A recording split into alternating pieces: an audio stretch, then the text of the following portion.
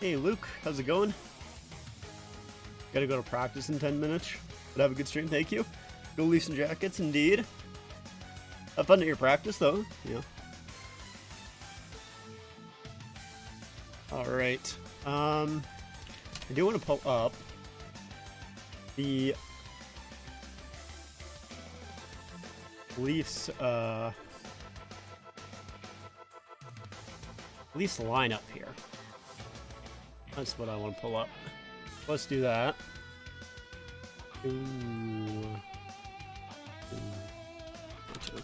So I don't know if they're still going with the 11 forward, 7 defensemen. I think they are. Yeah, it looks like it. So they got Yarncrook, Matthews, Marner, Bunting, Tavares, Nylander. So it looks like they've bumped up Bunting there after a few games. Although it's not like the lineups really fully matter a ton. Honestly, because then they got Kerfoot, Lafferty, Nolan on that right wing there, and then Aston Reese, Camp, and Achari. And when they've been going 11 and 7 here, they've been really just going through the lineup, obviously. Not really having any specific really line combination, except for really Aston Reese, Camp, and Achari. Those are the ones that have really kind of stuck together. But outside of that, you know, they've kind of switched it up. Then on the defense, we got Riley Brody, McCabe Hall, Giordano Liljegren, and Gustafsson there as well. So Shen still isn't in the lineup. I think he just flew in yesterday, though, if I recall correctly. Then it looks like Samsonov is our starter tonight, which is good.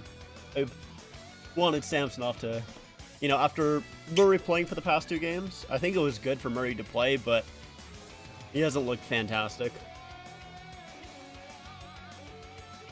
He has not looked that great. Especially with, like,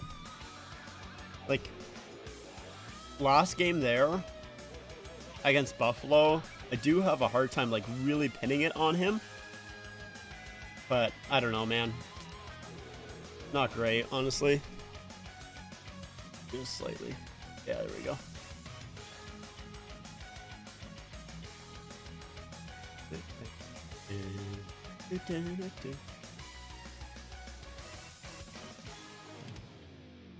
They're just doing the national anthems right now.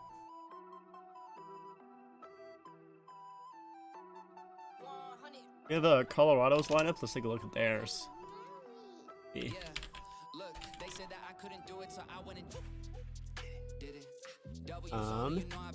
So they got Rodriguez, McKinnon, Rantanen, Nichushkin, Comfer, Malgin, Progliano, Eller, O'Connor, Nieto, Newhook, and then Galchenyuk.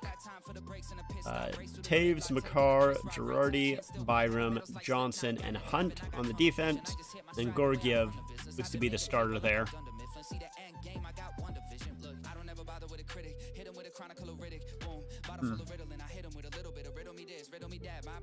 I didn't know that Mulligan they have some injuries though. I was gonna say, like, Mulligan at second right wing isn't great, but I think they have some injuries there.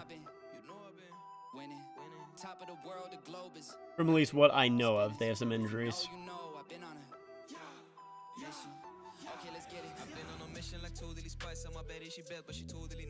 Let's see. Looks like they're doing the Canadian national anthem here, so should be pretty much close to starting.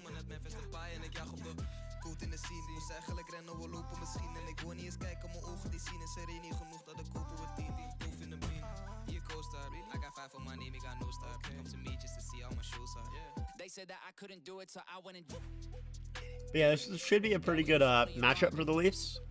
A pretty good test here. Obviously, they still do have O'Reilly out, so it's kind of hard to really fully evaluate them. But still, I think this will be a good little test for them here. I feel like it's been a while since.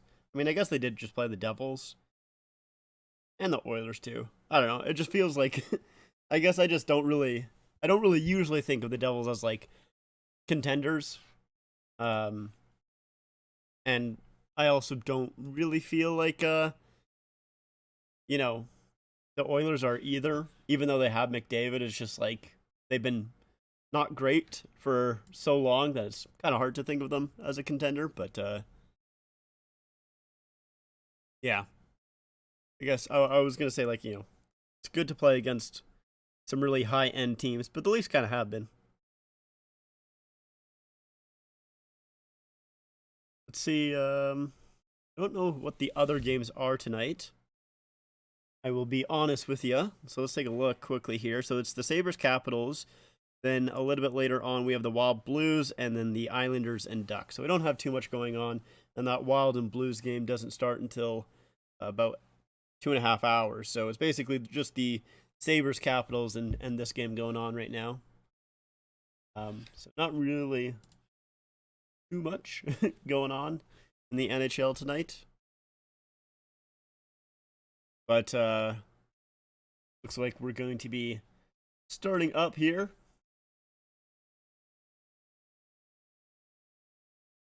Let's take a look at who's going to be starting up here. So we got Marner out there. Assuming Marner, Matthews, and Yarncroke is going to be that starting lineup, and it looks like it is. And then we have the McKinnon, Rantanen, and Rodriguez out there for the Avs. I'm going to have to move my clock here. Right. Let's wait on the clock, because it's they're just going through the lineups and everything like that right now.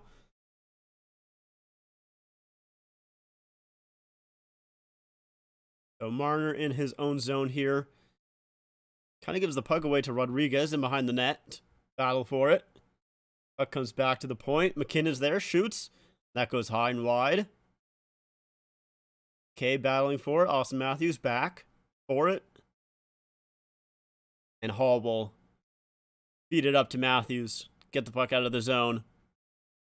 Nice little move by Matthews there. Gives it to Riley. Shoots. Oh, off the post. And it went out of play after the post, too. Wow, that was a nifty little move by Matthews there. As he enters the zone, 2 defensemen, and he just kind of holds on, drags everybody towards him, and leaves a really nice pass for Riley there. Riley with a lot of space, but didn't really have much room to shoot on Georgiev there.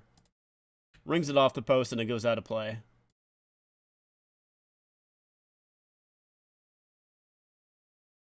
Okay, we still gotta wait for our clock, it looks like. Ooh. Centering pass gets blocked by Riley. Battle for it. Alright, now I should be able to get my clock up and going. There we go. There she is. Shot there. Blocked, it looks like.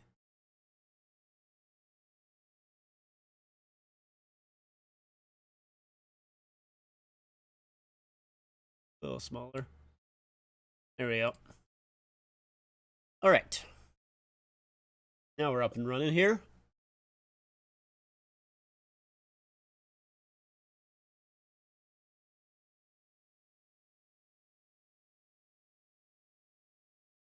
Oh yeah, okay. So they're just saying on the broadcast Luckinen is the one who's out. So yeah, that definitely does change the lineup there for the Avalanche. Nylander trying to lift the stick of Taves there. Bunting battling for it. So we got Bunting, Nylander, and Tavares out there right now. But Makar will break out. O'Connor goes around. Oh, out front, and Liljegren had to tip that high. That was a risky play by Liljegren as well, because if he tipped it a little bit lower, it could have went in the net. Back to the point here. Taves puts it in deep. Giordano battling for it. There's 2 Colorado players there. Giordano manages to take the puck out of both of them, and the Leafs will clear it. And it's an icing. It just slid far enough for icing. I didn't think it was going to be that.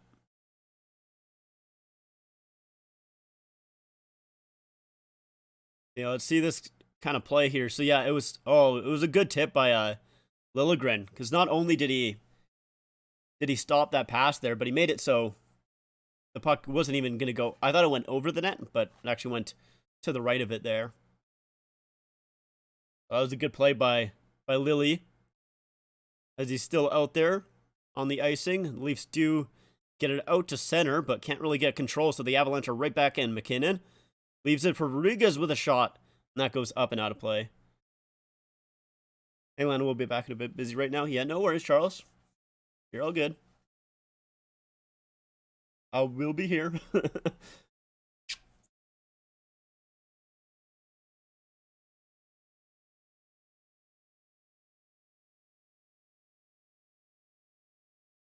don't even know where that shot. I guess it went off McCabe there. And up and out of play, but I didn't even really see it. And behind the net, Rantanen. Is it over to the left-hand side? McKinnon shoots on goal. Stopped there by Samsonov. Rebound gets up to the point. Now McKinnon again tries to feed it in front. Stopped there. Matthews back. Leaves it for McCabe. He'll give it to Hall. Hall can't really handle that pass, so Rantanen will pick it up. Girardi with a shot. That gets blocked. Ooh, little opportunity here, Leafs with a little bit of a 2-on-2. Matthews and Marner. Marner brings it in, shoots. That gets blocked by Rantanen. A nice pass to Riley. Riley with a lot of room. Scores!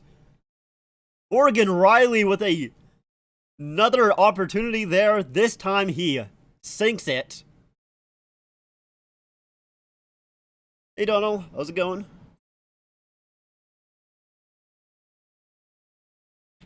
So Riley had an opportunity earlier on in the period. Couldn't find a seam there. Now Marner had two opportunities there. He tried to shoot it twice. Got blocked both times. But then he finds Riley on the far side.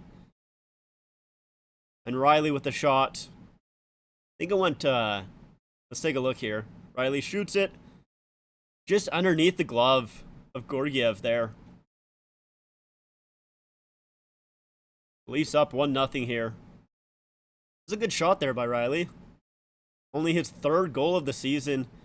You know, the Leafs defense recently, has kind of been starting to get going a little bit more. They, you know, during the first half of the season, they were really slow offensively. Ooh, a giveaway here by Nylander. Riley's the only one back. Nylander trying to help out, and he does a good job combining with Riley there to stop that 2-on-1. Shot there. That goes wide. What are your thoughts on the rumors of the NHL maybe doing an expansion? Maybe in Atlanta or Houston? I mean, I would be a little bit surprised if they go back to Atlanta again. But at the same time, I mean, I think there's... Ooh, Galchenyuk with a shot that was kind of weird. Hit Samsonov up high, but manages to cover. I don't know if they have an arena there or not. I'm trying to remember if they do. I don't think so. Like, obviously they had one when the Thrashers were playing, but I don't know if it's still there. But, like, I don't know. I feel like it would be weird for them to go back again a third time. I feel like Houston is maybe, like, a little bit more understanding. I personally wouldn't really want them to do another expansion, though. I obviously think they will at some point. I don't know how soon, but like I think they obviously will do an expansion at some point. But I just like I feel like 32 teams just works so well. You know, it's got the 6 teams in, 16 teams out. You know, it's very even in that sense. The divisions are all even. I think it works nicely and it fits nicely as a league. So I like the 32 teams personally, but I don't know. I mean, I don't think they're gonna stop expanding just because the 32 teams fits nicely. Obviously, they'll you know, if they can make money off it, they'll expand more. For me as an American, even though Atlanta failed, I want Atlanta above the Thrashers logo. If Houston and them a different team, yeah. I mean, I love the Thrashers too. Like I think their jerseys, their logos, like I love the Thrashers. So it would be kind of cool for them to come back. Oh, a tip out front Georgiev makes the save. Hey Rick, how's it going? Um, yeah, I would like, if Atlanta does become a team again, I would like them to be the Thrashers. I think. I don't know. At the same time, I wouldn't, but at the same time, I would. Um, but yeah, I don't know. I'm iffy on them going back to Atlanta. I will say. Arena's still there. Oh, it's State Farm Arena where the Hawks play. I see. Gotcha. Yeah, like I mean, like everybody else. I mean, almost everybody loves the Thrashers. Like, I don't think there's too many people that dislike the Thrashers. So yeah, I would definitely loved love to see the Thrashers come back, but I don't know. I do see it as difficult for them to come back. I don't know. Like I just feel like it's weird that they would come back for a third time. But I don't know. Maybe they do. Yeah, I love their logos, and the logo and jerseys are great. But yeah, like Houston, wouldn't mind. I mean Houston. Um, I have said that I would like another Canadian team at some point. Maybe another team in Toronto. I think it could support it, like just the Toronto area. Um, I think that could definitely support it. Yeah, it was definitely moved because the ownership. Yeah. So like yeah, and I'm not saying that you know that Atlanta couldn't support a team. They definitely obviously could. Just yeah, it definitely has to do with ownership. I mean, that's where a lot of the team issue kind of comes from, right? Is ownership. You can kind of put that on why the Coyotes have been bad for so long. Ownership. So a big factor on why that they moved. Yeah, is definitely the ownership, definitely not the fans. So yeah, like Atlanta could definitely support it. I just like I don't know. I feel like just as a league though, it would be kind of strange for them to go back for a third time. Like it almost kind of seems desperate in a way. Not like it's like a bad thing, but I don't know. Just it'd be a little strange. Oh, a little bit of a 2-on-0 here. Oh, shot out front. Oh, they missed the net. Rodriguez all alone with another opportunity there that gets blocked in front. Rodriguez had all the time in the world and he missed the net. That's insane. I don't know how he missed that.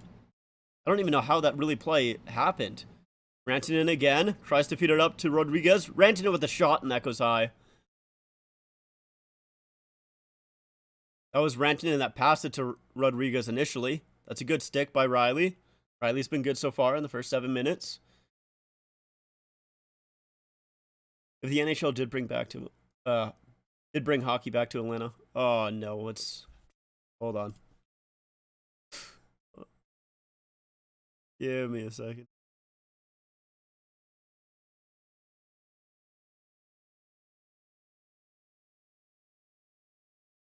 Okay, the clock's gonna be a little bit weird for a second here, but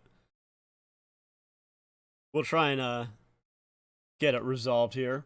We're not gonna have a clock for a bit, but I still got the feed up. Um, yeah. So here was like the 2-on-1. It was McKinnon, and who fell? It was Justin Hall who just played that 2-on-1 so poorly. Tries to battle with McKinnon, and he falls, which leaves Rodriguez all alone in front. And like I said, he put it high. Anyways, if the NHL did bring hockey back to Atlanta, they said they would build a new arena. Okay, that's fair. You go downtown Atlanta for your 32 teams? Yeah, I mean, I'll be honest. Like, that's completely out of my range. I would have no idea where the best place to put the arena is, whether in the suburbs or downtown.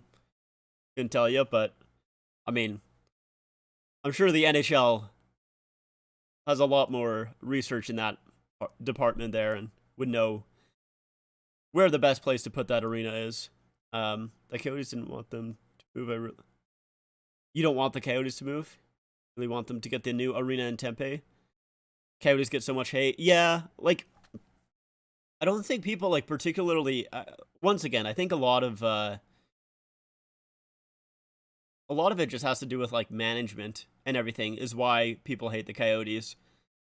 You know, what turnover here? O'Connor with a shot, good block by Giordano after turning that puck over. Still a loose puck, and that gets gobbled up by Samsonov. Let's see if I can, get this, all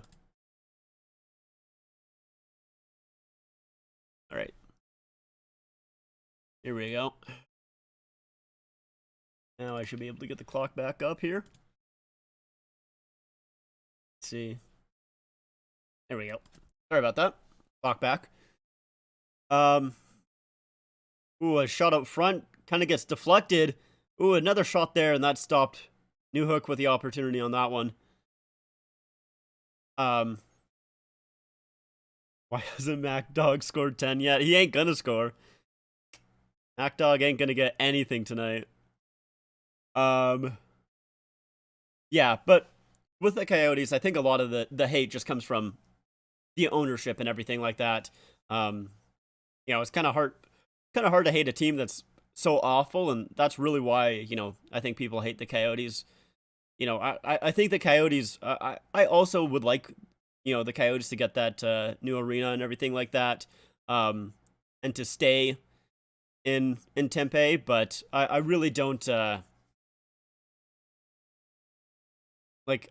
think they have the fans to support it. It's just fans haven't really come out to Arizona games or Coyotes games because they've been so awful.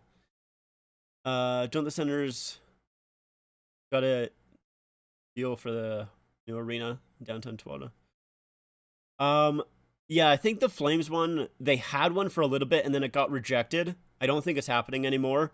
Oh, a tip out front by Matthews, stopped by Georgiev. I think the Senators are in talks now after, with Melnick passing away. I think they're kind of talking again. But with the Flames, I'm pretty sure it's not happening. Do you think Matt Zuccarello or Pavel Buchnevich will score a goal tonight? Who is Zuccarello playing against? Against the Blues? I would say Zuccarello probably would be the one to get it. They're playing against each other. That makes sense. Yeah, I think Zuka, the Zookster. That's probably who I would say would get one, but maybe I'm wrong. But yeah, the Flames one, they had a talk for a little bit, but it fell through. Can't quite remember why. And I wouldn't be surprised if the Senators, especially after the whole, after we figure out who the new owners are, I wouldn't be surprised if they kind of get that deal rolling at some point. I think we should know fairly soon, but no problem, Nick. Look where the Panthers play in Sunrise. The fans don't even show up. Look at the station where they play. Needs to go back to playing in Miami. Build a new arena there. Let's take a look. Let's see. Florida Panthers Arena. Let's see where they're playing.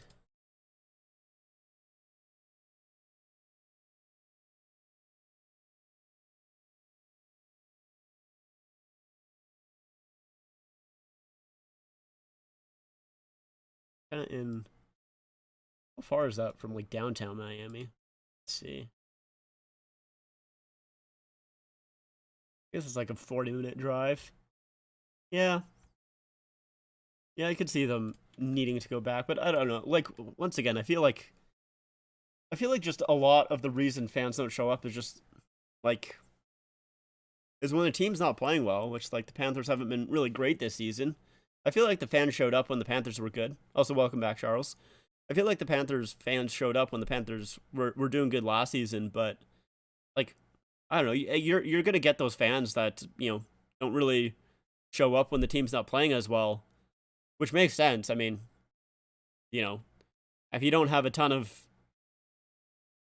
expendable money, you don't really want to spend it on a team that is probably going to lose that night. I definitely wouldn't. So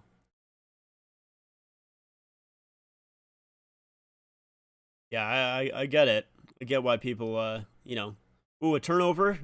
Leafs can't quite capitalize on that one though.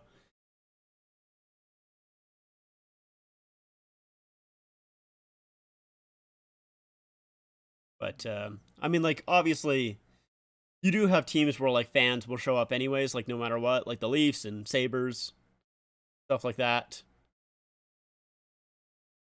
But yeah, with some teams, it's just that's just the way it is. Like that's just gonna happen. I think that's just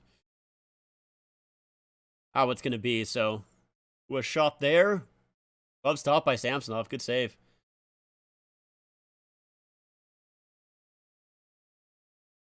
It was on TNT here in the States. Yeah, it's on Sportsnet on the side.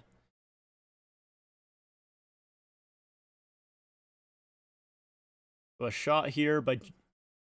Sorry, who is that again? Hunt. Right. Hunt there with a shot.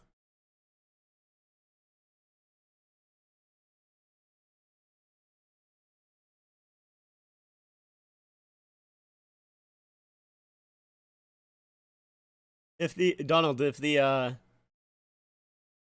Rangers and Devils play in the playoffs, who would you want to win? Or are you kind of just like doesn't really matter?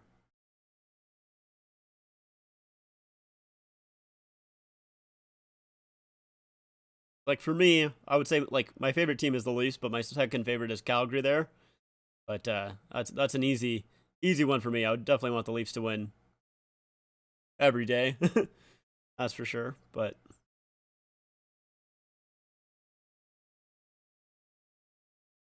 Aston Reese in the corner here, battling for it. Camp. It goes around the net. Achari battling for it with Rantanen. Puck comes free to Makar.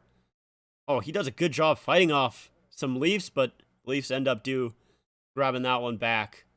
And we'll just play it back. Wait for a change here. Giordano will dump it in.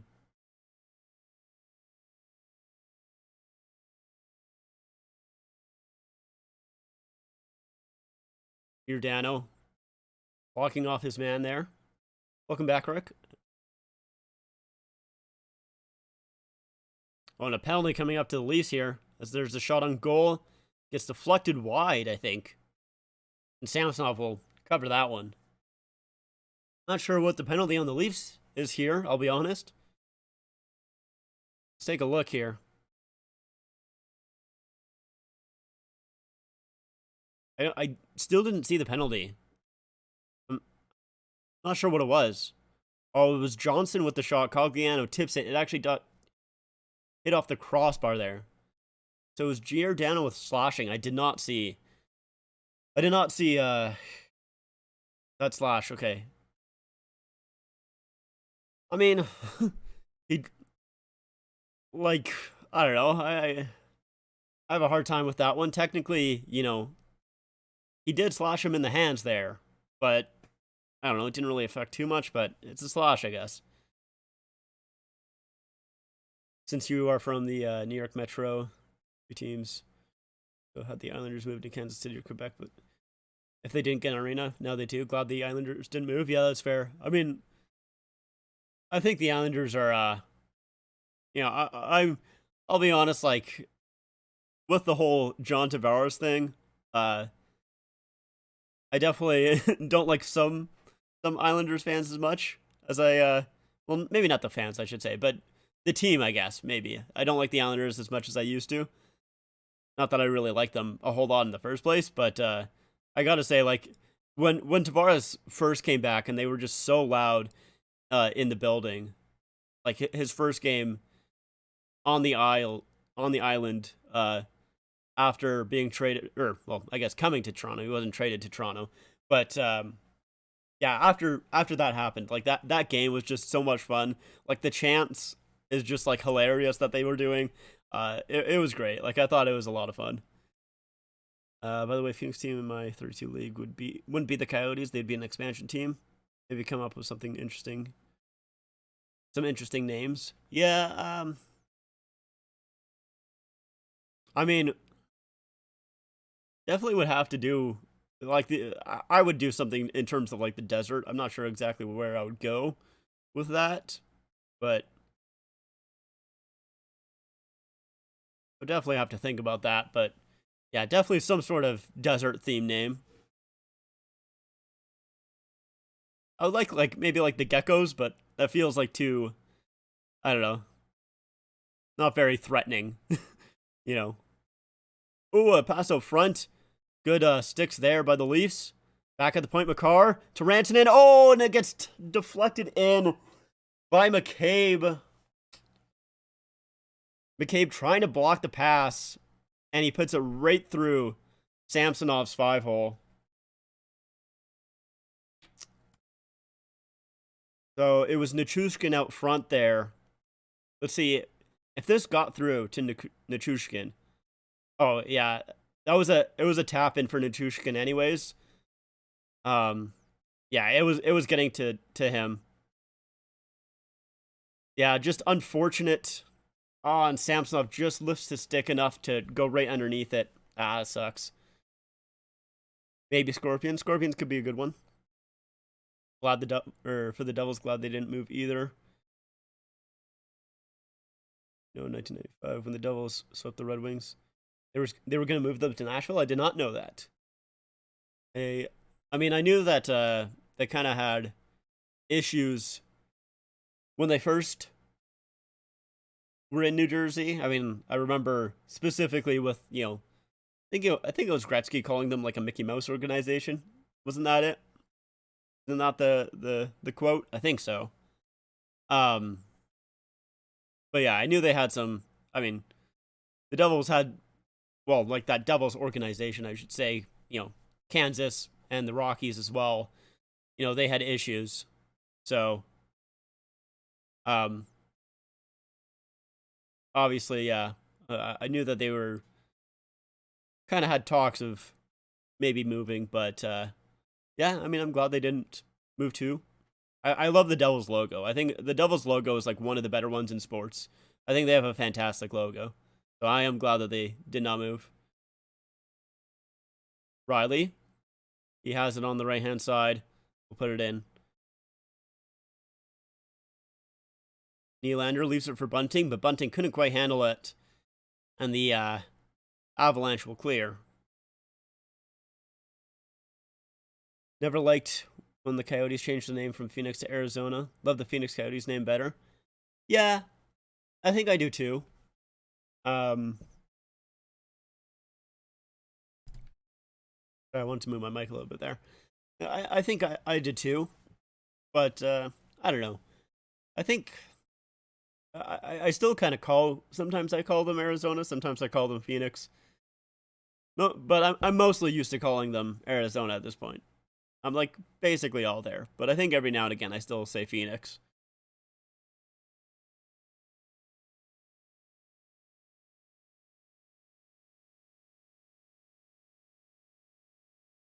Yeah, okay. Yeah, Gretzky did call them. All right. That's what I thought. I thought I was right on that one.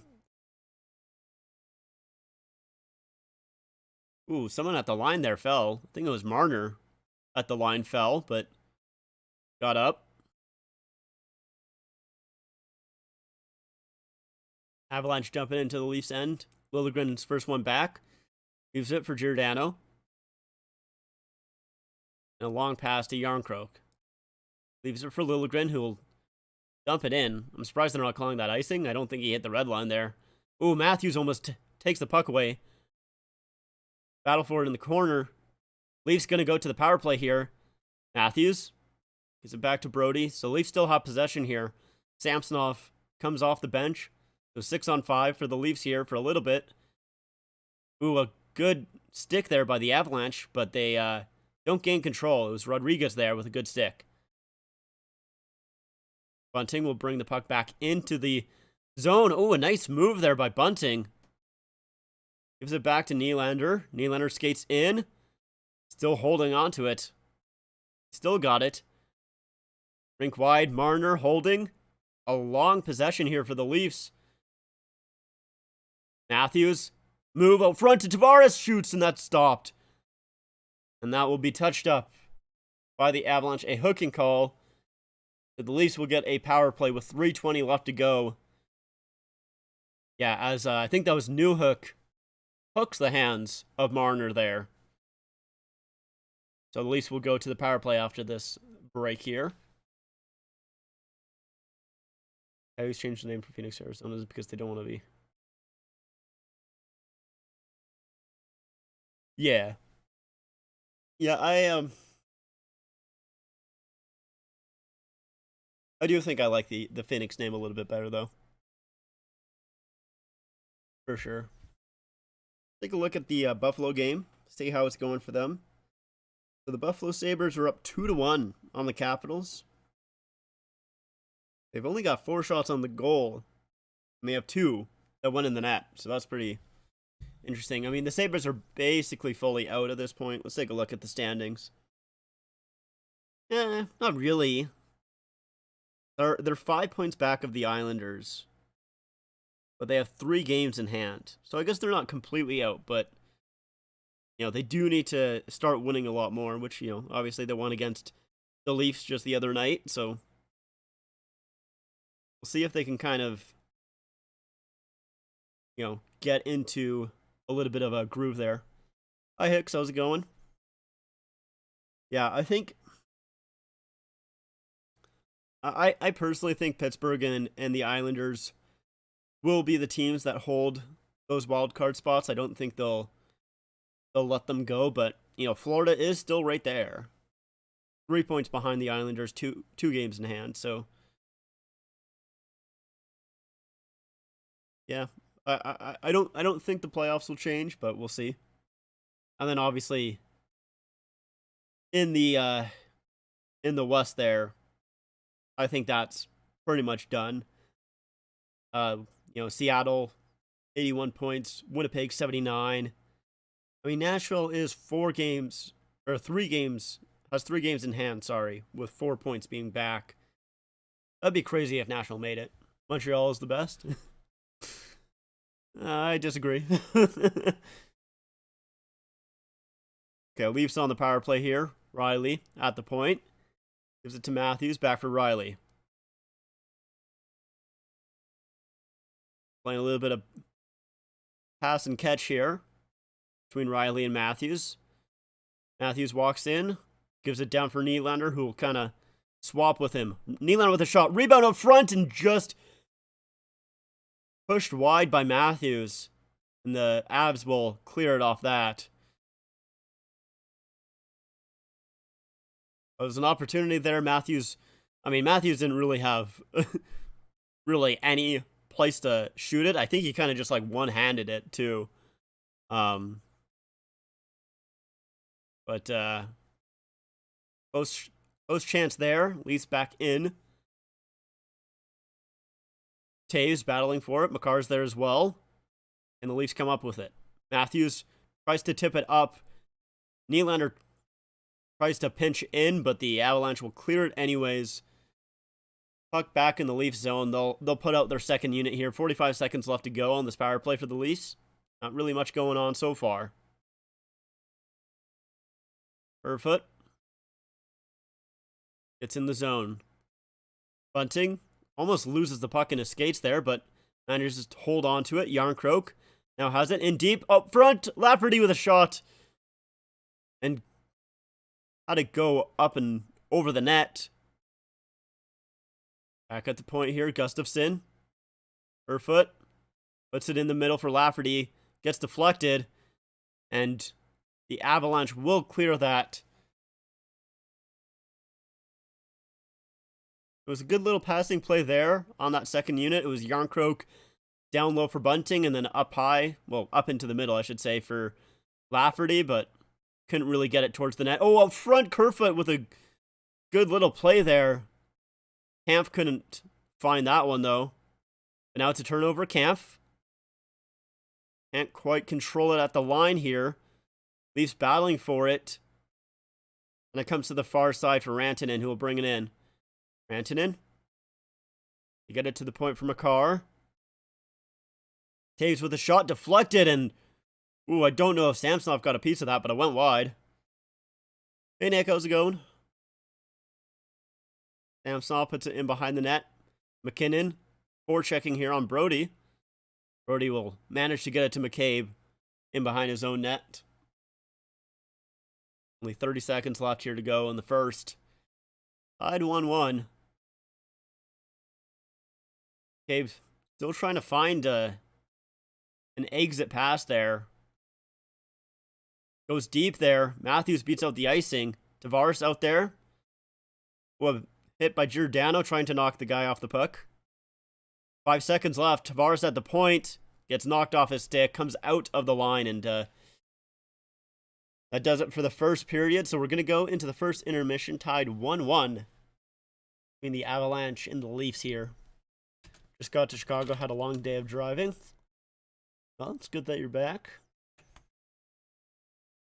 Sometimes I like driving, sometimes I don't.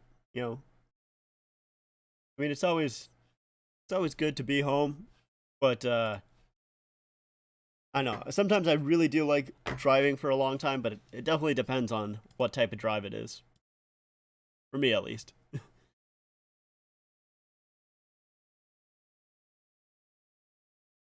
Yeah, I think I did see the second one. I just didn't comment on it. One that you posted in my Discord there. Let's take a look at it. Yeah, that second one I have seen other people get. Oh, is that even got a fight strap there too? Is it game worn?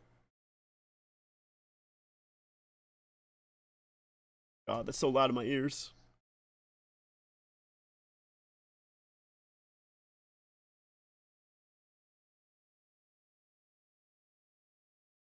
Team issued. I see.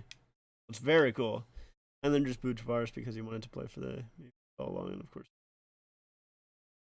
Yeah, I mean, I definitely understand why the Islanders fan booed Tavares. I thought it was just very funny though. I really liked it a lot. Like even just the chants that they made too. The chants were great.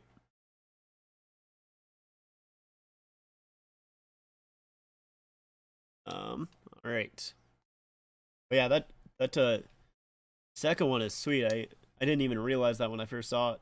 I just caught a glimpse of it. But like I've seen that one before, for sure. I feel like that one is like the more popular of the like Yager jerseys that are not from the NHL. So we're gonna play some NHL hits here. And make sure that got those all good. There we go.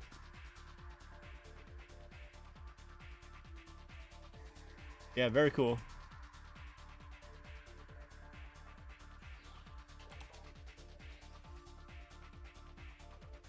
Yeah, that was very, very funny, Donald.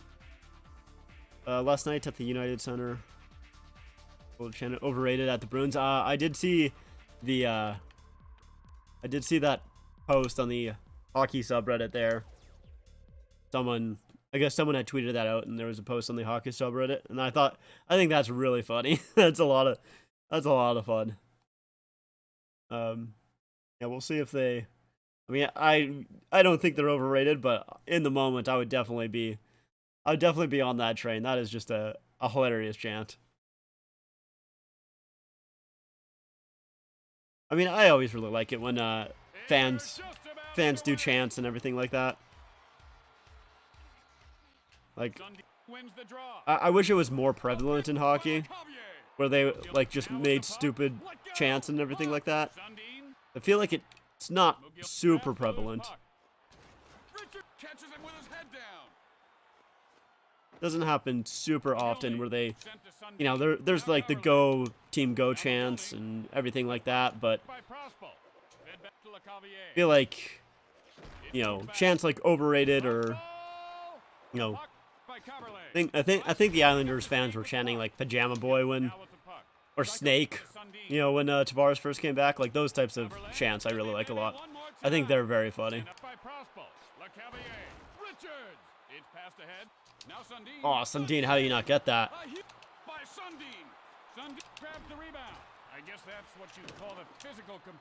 Oh, I did not grab that puck. Oh, nice belt for.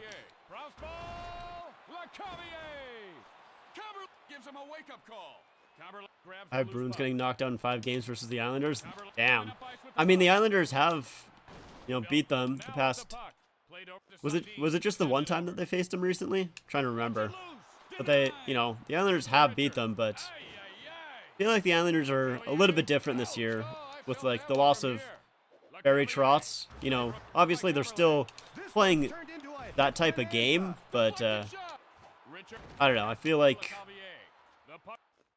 they're just not as great as they were, which I'm still shocked. Like they fired Barry Trotz there. Oh no. Okay, we're fine.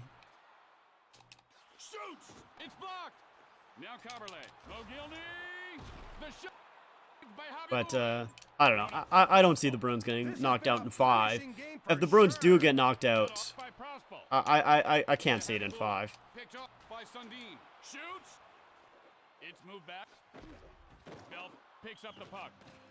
Belfour kind of gave one back to him. That penalty will spice things up.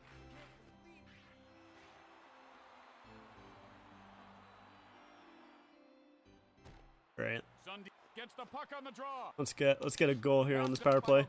Oh, that's a good interception, but still got the puck back. Belfour, what are you doing, buddy? Right? Can we get Belfour a point? Nope, cannot. I want Belfour to get a point. Oh my god, that was close. Oh man. I love Belfour just hitting these guys. Oh, I missed the hit. Now Richards all alone in front. Not always the best team wins the championship.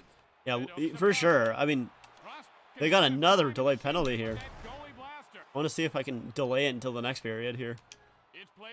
Yeah, I mean, I don't know if I have the Bruins winning the cup, but I don't see them getting knocked out in the first round. I think if they are going to get knocked out, I don't think they're going to go to the finals, but second or third round for sure. That's what I see at least. Oh, good sticks from them. Oh, come on, I just couldn't get the puck. Oh my gosh. Why is Sundin out high? He's so far up. Ah, just man, couldn't put one home. It was too far at the side of the net.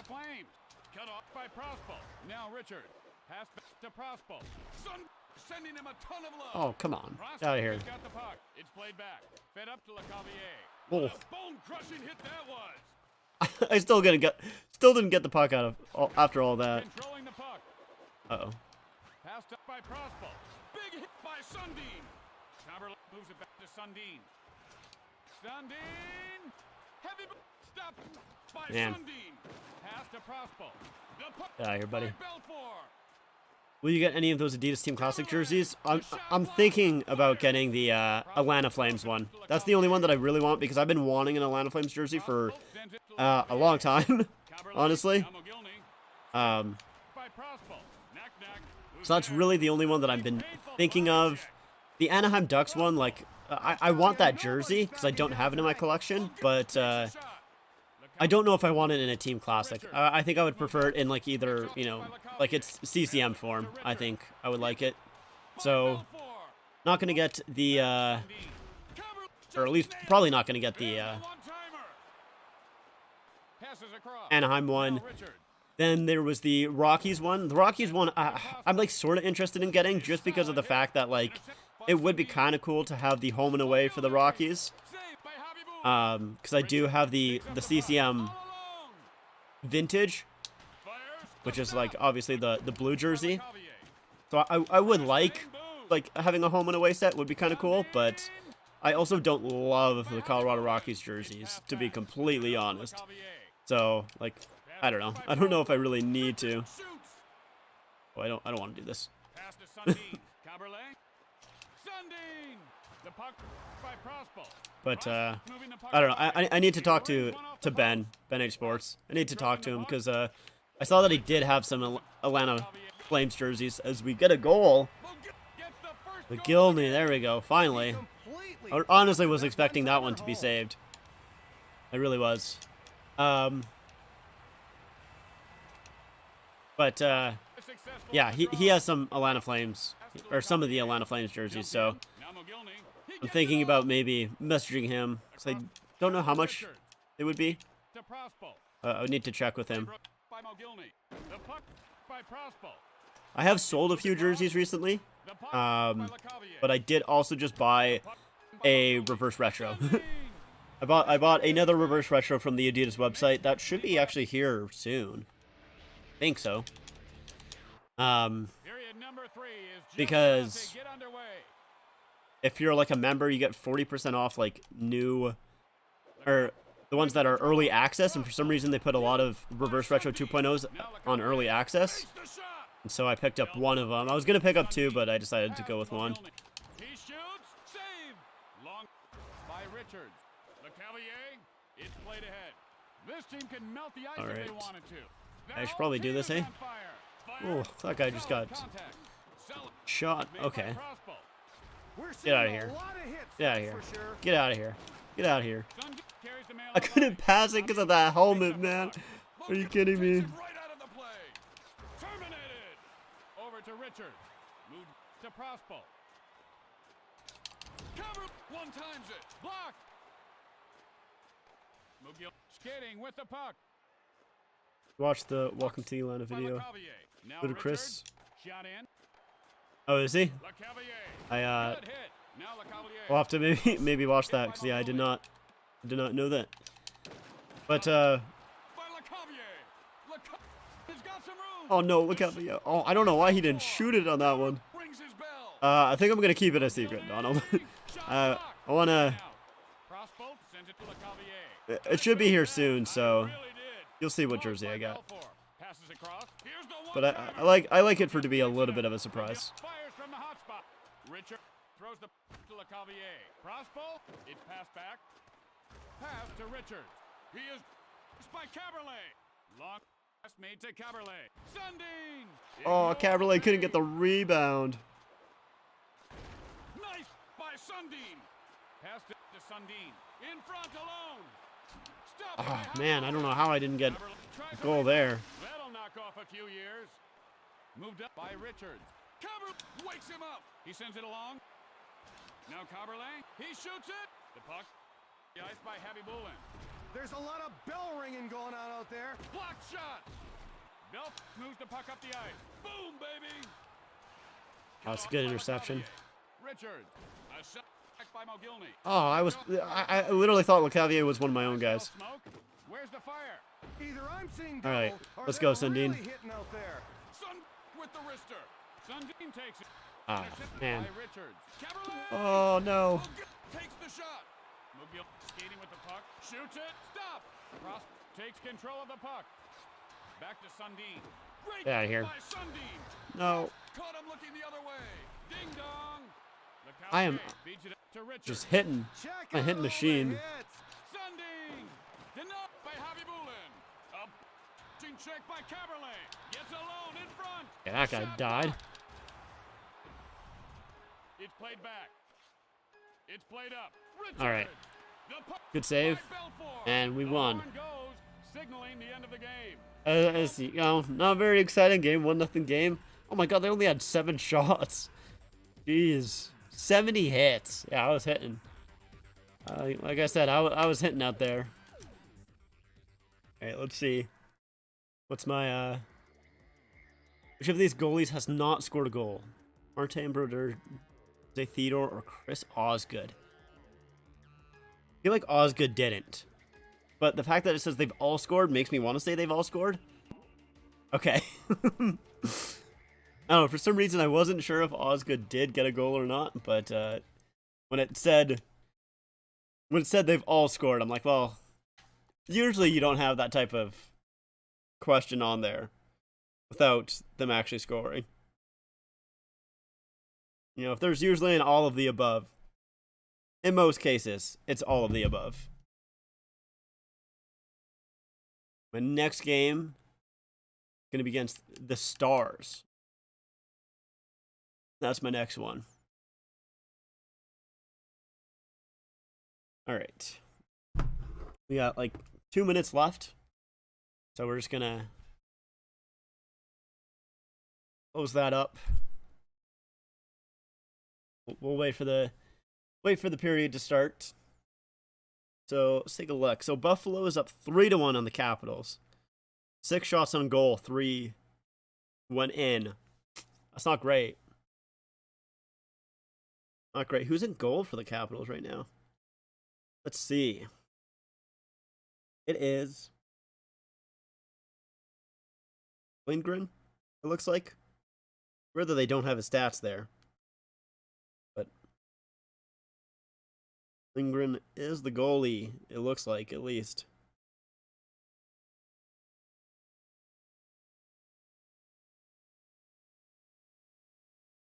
But yeah, not doing too hot. 3 goals and 6 shots.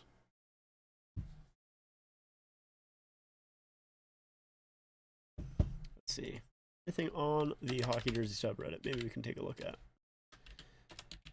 Let's see.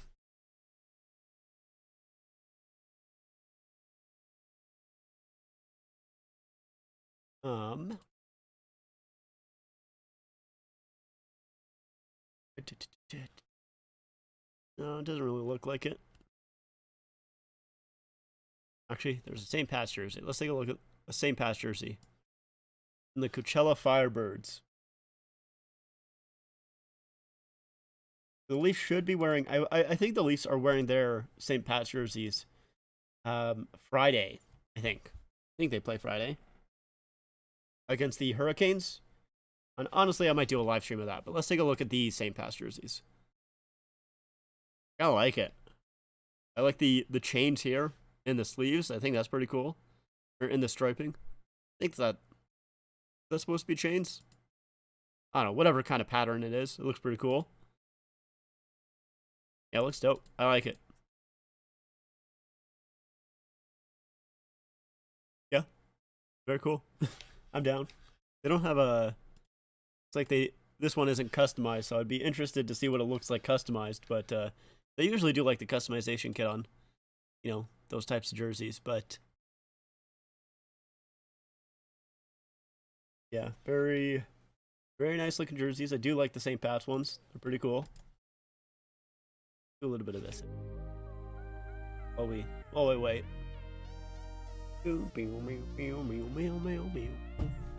So we have something going on in the background.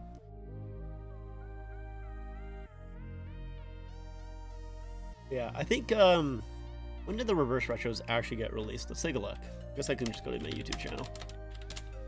Let's see. I want to know when the reverse retros actually officially got released there. I wanted to do a,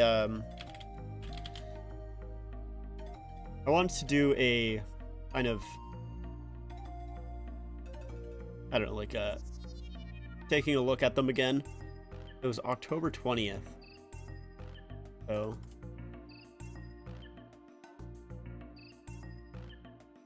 it would be April 20th, would kind of be like the 6-month mark there. So I think probably that's when I think I'm going to re-rank them.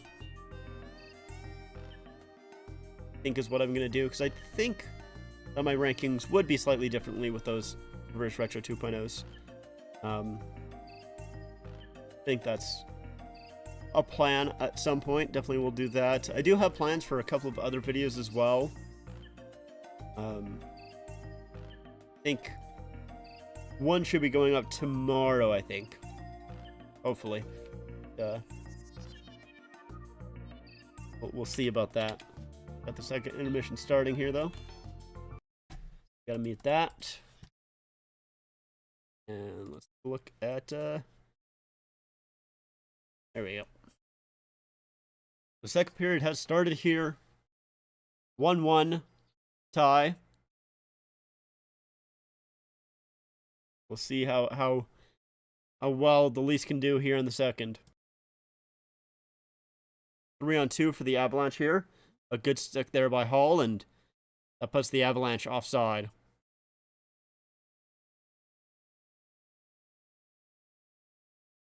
So, the interesting part about the Leafs here is, they've been doing 11-7, like basically, for like the past 4 games, it feels like 4 or 5 games, something like that. They've really started to play the 11-7 more often here. And there was kind of a quote that came out a little while ago saying that it looks like, they're thinking about maybe doing that in the playoffs. I don't know. I mean, I think it would be interesting, but I don't know if I want them to do that, to be completely honest. Especially with, a giveaway by Samsonov. He's trying to recover here, and I mean, he was back in his net fine, but he was trying to poke check that puck off the stick there. He,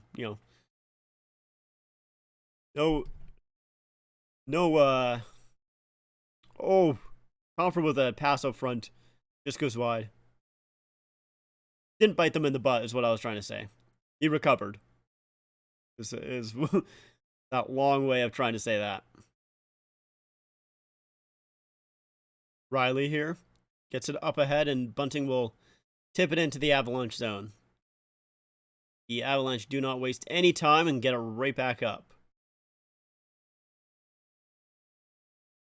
But yeah, like I was saying though, with the 11-7 there, I don't know. I don't know if I would like it in the playoffs. I feel like it would be really weird, especially with O'Reilly coming back as well. I know the Leafs are kind of weak on the wing, but so who are you taking out of the lineup if you're doing 11-7 with O'Reilly coming back? So you're probably taking out Aston Reese, but I've really liked this forced line of Achari, Aston Reese, and Kampf here. Maybe you just throw Lafferty on this line. Oh, Johnson kind of goes face first into the boards there. Looked not great, but I think he's okay. I mean, he's getting up on his own there and skating to the bench. But I don't know. I hope he's okay, because that looked not very comfortable, that's for sure. Trying to see if he was on the bench there as the Avalanche get it in. Oh, out front, and Samsonov gloves it down. So it was Mulligan that, with the steal on the Samsonov turnover there, but puts the puck wide. And Byram was the one that snuck in, almost had that tap in there, but couldn't quite get it home. Lafferty wins that draw. But yeah, I mean, if you put Lafferty on that fourth line, I mean, I guess that is another center. You basically have 3 centers, sorry, on that fourth line, which could be good. So I don't know. I mean, yeah, the 11-7 would be interesting. I guess it also depends on who they deploy on the defense as well.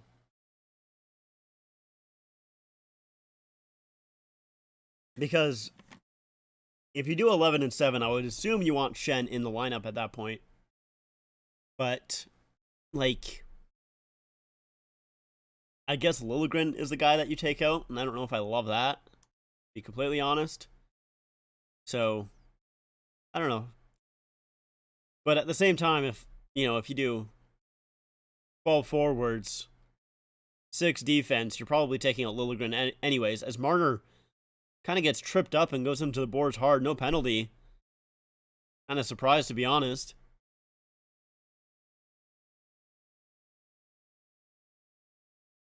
Brody, gets a stick up high. That should be a penalty. I don't know if it is, though, but Matthews takes the puck. A little bit of speed, shoots. Stopped by Georgiev there, and he'll hold on. I don't know if they called that a penalty. I think there should have been. Let's see. So Marner here. I don't think Marner. Let's see. No, I think Marner kind of just loses his edge there. He goes in really hard though into the boards there. Yeah, and Rodriguez, he does get a stick up high on Brody. I don't know if they're calling it, though. Yeah, it gets right into the... Okay, they do call it. All right, good.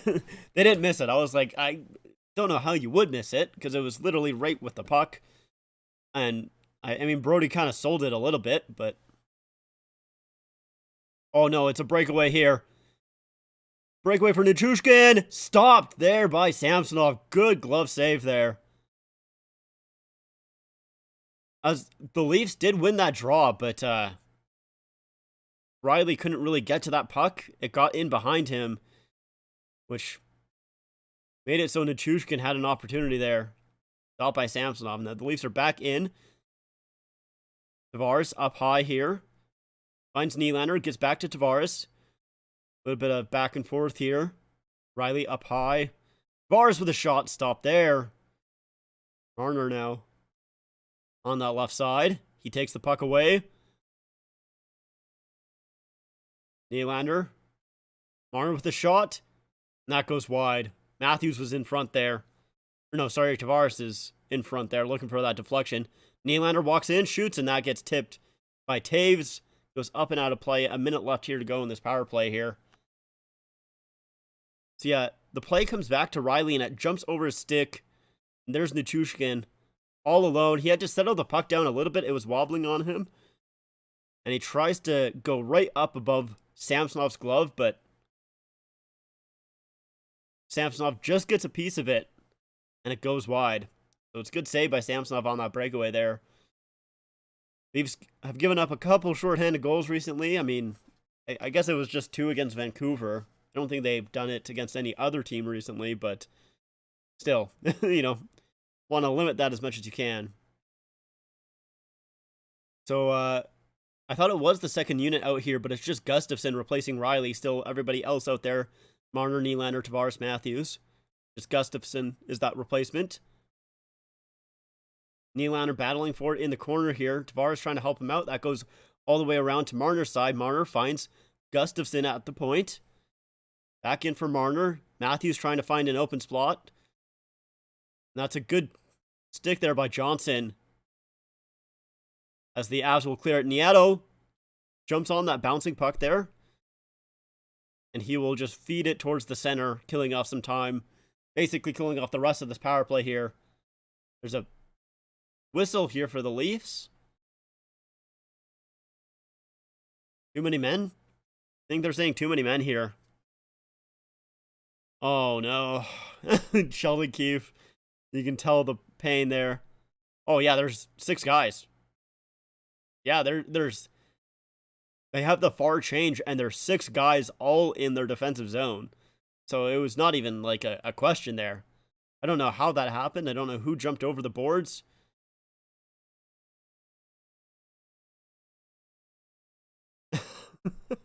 Yeah, Marner was in his own zone, and he realized, he was like, wait a second. So it's going to be 4-on-4 for 4 seconds here. Then the Avalanche will get that power play opportunity. Justin Hall trying to kill as much time as he can before that 4-on-4 ends so he can ice it. So the Avalanche with 1:45 here, bring it into the zone. Rantanen is the one who enters. Leaves it off for McKinnon, who's getting pressured by Kampf here. Kampf trying to get the puck away, but McKinnon doing a very good job protecting the puck. Makar gets it to McKinnon, back to Makar with a shot. And Samsonov gets a piece of it, goes up and out of play. Minute 24. Left to go on this power play.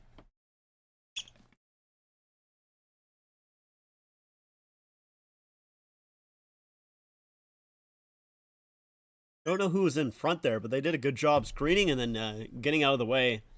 The Avalanche player. Screening, getting out of the way at the last moment. But Samsonov still was able to find it. Avalanche win the draw. McKinnon. Top left circle there. Tries to get it back to Makar, and it skips over his stick. He has to go back. Circle in his own zone. Regroup. He'll drop it off there for McKinnon. McKinnon with a lot of speed. Gets knocked off his stick there. Can't let McKinnon bust through you like that, though.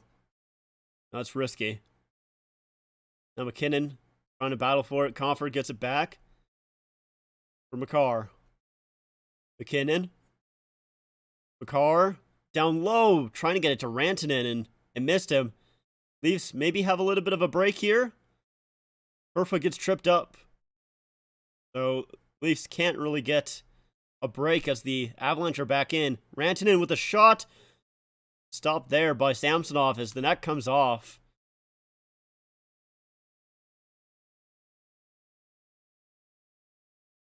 And yeah, Samsonov has to kind of shake off that shot as it hits him up high. I think it gets him in the mask. Yeah, gets him right here in the mask. And as he was, going over to try and stop it there, he knocked the net off.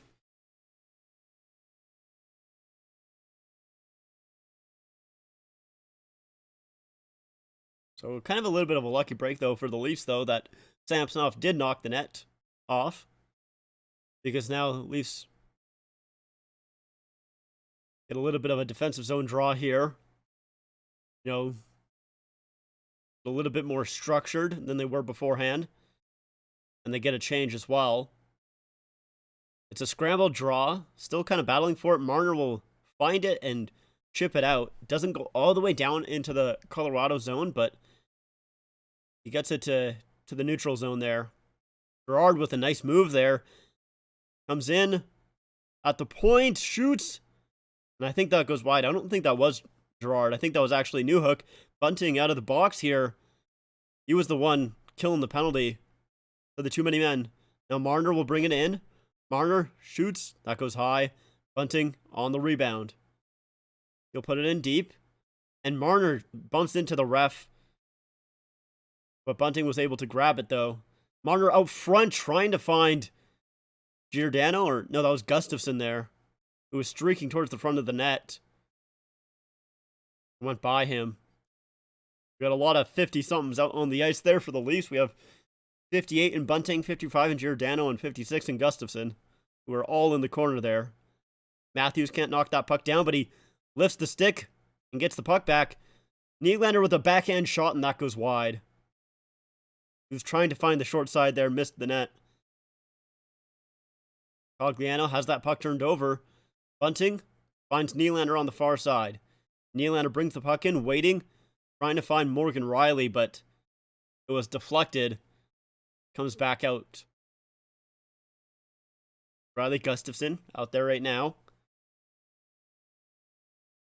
We have Yarncroke, Lafferty, and I'm not sure who that other guy is right now. It's Aston Reese. Liljegren at the point, takes the shot. It's deflected. Doesn't quite get to the net. Battle in the corner there. Carr gets it up ahead for Rantanen. Rantanen in the neutral zone. A nice give and go play, and I think that was McKinnon and Rantanen with a really good give and go play, but Rantanen couldn't quite accept the pass back for him. Now Brody gets it up to Liljegren, and he'll dump it in as he takes a pretty decent check. Owen Byram in his own zone. He'll patiently skate it out. The Avalanche will dump it in. Mulligan forechecking there. Matthews will find it, though. Gets it to Bunting, and Marner will bring it out. He'll dump it in. Bunting going for it, up against Byram.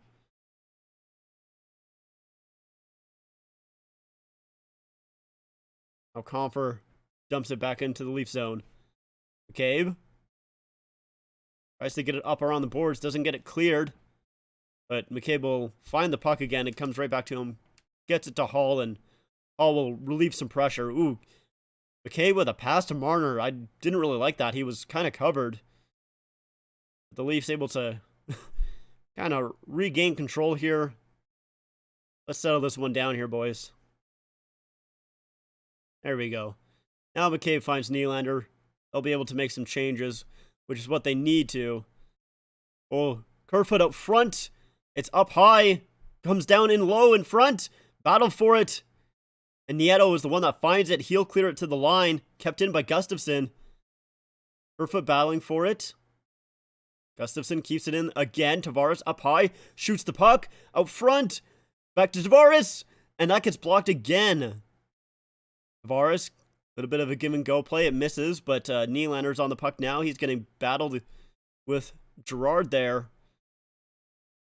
Avalanche still can't clear the zone, but now the Leafs will back off a little bit here and give the Avalanche enough space to get some changes. You know, the Leafs had some good pressure there. A couple of opportunities, a couple of shot attempts, but didn't really get anything on goal. Avalanche did a very good job blocking the front of the net there. Oh, a shot out front! Good save by Samsonov on O'Connor there.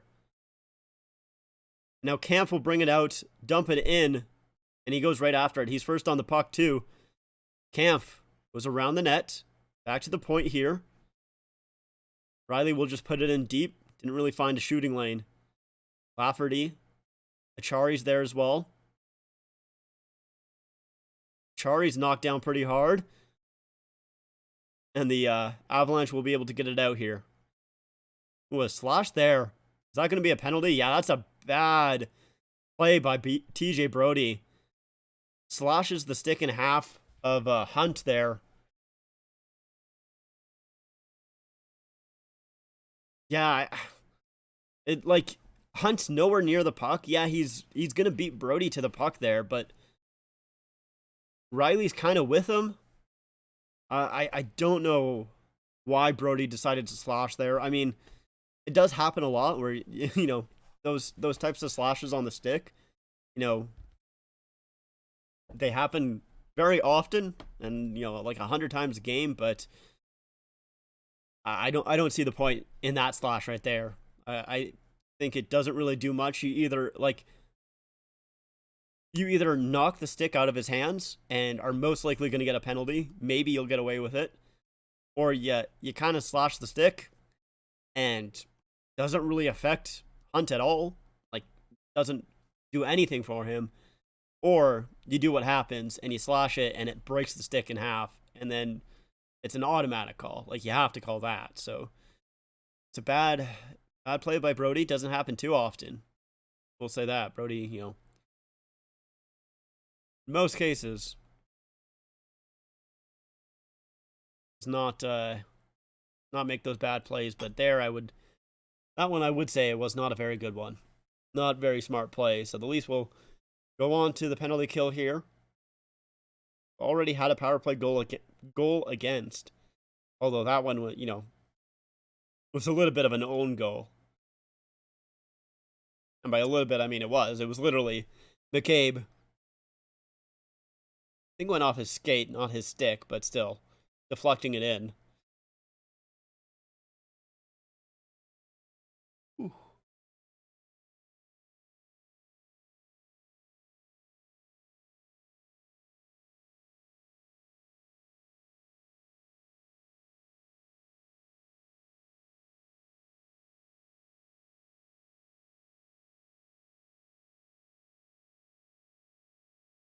Shot 17-9 in favor of the Leafs. That's kind of shocking.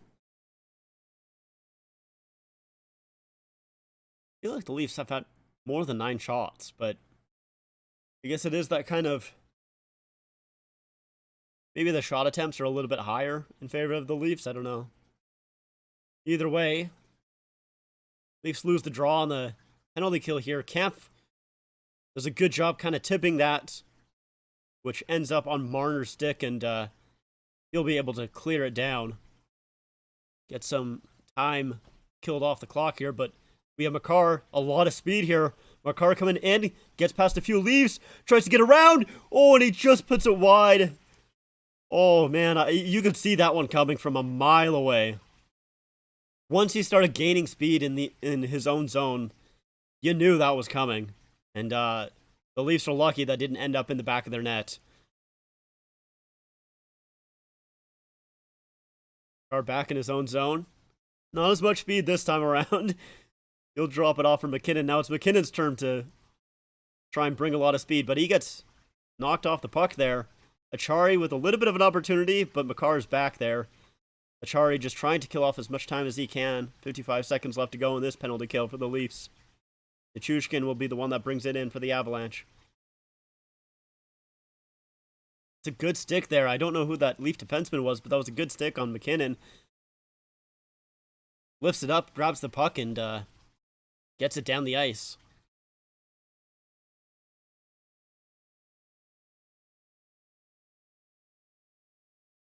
Newhook comes in, and it's an interference call on the Avalanche. Rodriguez is the one that's going to be going off here.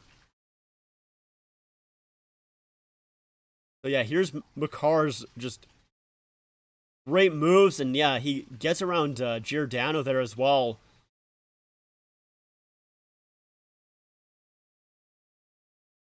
Oh, that's an awful call. Rodriguez is I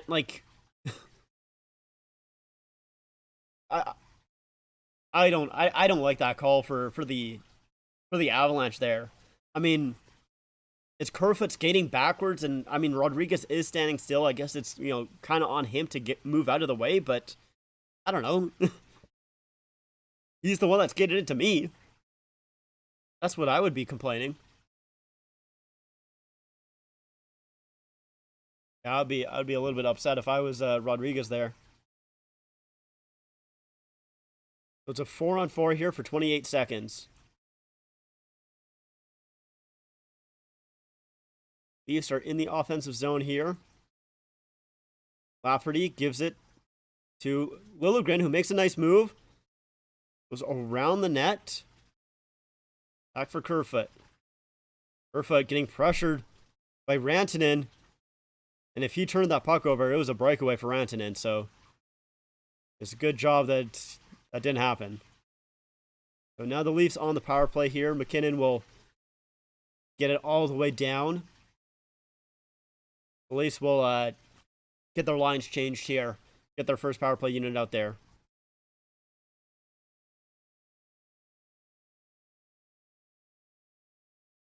Matthews gets it to Marner. Nylander's in, and he'll wrap it all the way around for Tavares. Tavares on the far side. Battling with two Colorado players. It squeaks loose to the point. Nylander. Pass. Oh, and he just can't quite find Matthews on the far side. It just misses him. Tavares still battling for it. Still in the Avalanche zone. Riley finds Nylander again. It's back for Riley this time. Colorado's doing a very good job pressuring the Leafs on this power play here. Well, on their penalty kill, I should say. Marner. Matthews there as well. Matthews comes up high. Gets it down low. Riley with a shot there and a good stop by Georgiev there. Marner has to skate hard to keep that puck in. Matthews makes a nice move. Gets it to Nylander. 10 seconds left to go on this power play here. Nylander finds Marner at the point. Marner trying to find Tavares down low, and the penalty's over. And they just ice it right before that the penalty is officially over. So only one shot on goal for the Leafs on that power play. Once again, a lot of pressure, though, is the thing. The Avalanche have done a very good job just keeping the Leafs to the outside, and when they do kind of get that inside lane, they're blocking those shots, they're getting their sticks in there. You know, the Leafs have had pressure, but just can't quite get those pucks through.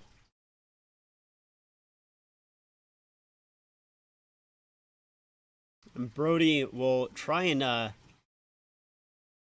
pass up there. It misses his guy, and it'll be an icing call.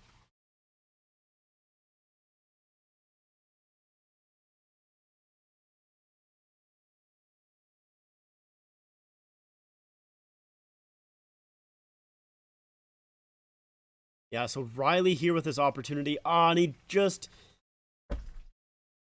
If he gets it up, like, maybe another, like, just a few centimeters there, like an inch up and an inch to the right, and that's going in.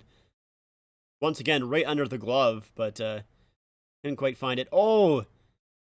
Brody kind of gets hit high by McKinnon. It was like almost in his face, honestly. But no call on that play. Yarncroke will dump that puck in. Going up against McCarr there. Lafferty takes the puck. A puck is kept in by McCabe. Yarncroke in deep there. Can't quite keep that puck in, though, and Rodriguez there is trying to, the one forechecking, trying to screw up McCabe there as he gets it back over to Justin Hall. 3 minutes left to go here in this period. Leafs chip the puck into the Avalanche zone.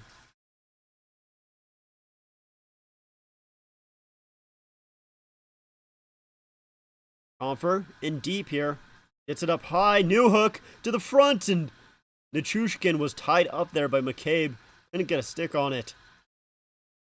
And Hunt tries to dump it in, and it goes off the netting there. So a whistle. With 2:40 left to go. Yeah, McKinnon almost gets a stick in Brody's face again.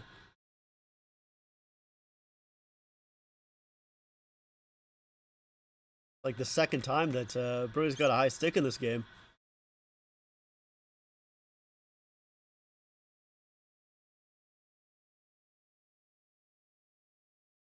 Really want to know.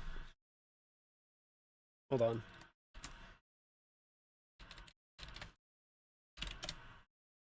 Night. Give me a second here.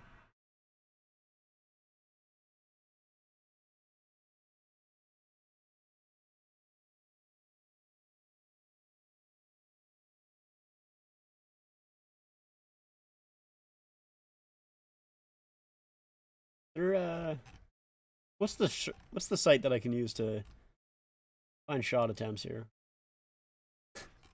I'm trying to find shot attempts. I really want to know.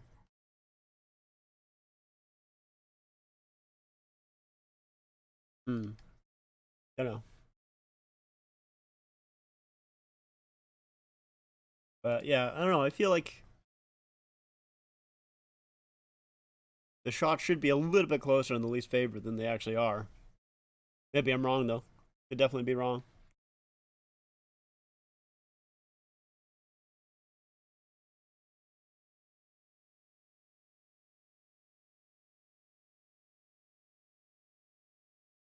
They're showing some Ilya Samsonov highlights here, who has looked pretty good so far in this game.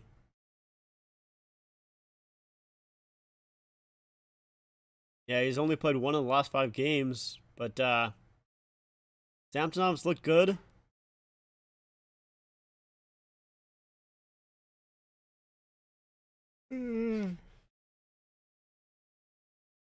I do think Samsonov is going to be your starter in the playoffs, you know.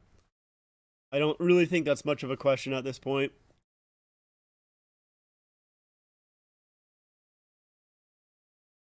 But, I don't know. I mean, I guess we'll see. Maybe Murray gets hot going into the playoffs. Never know. Shot there from the point. Stopped by Samsonov.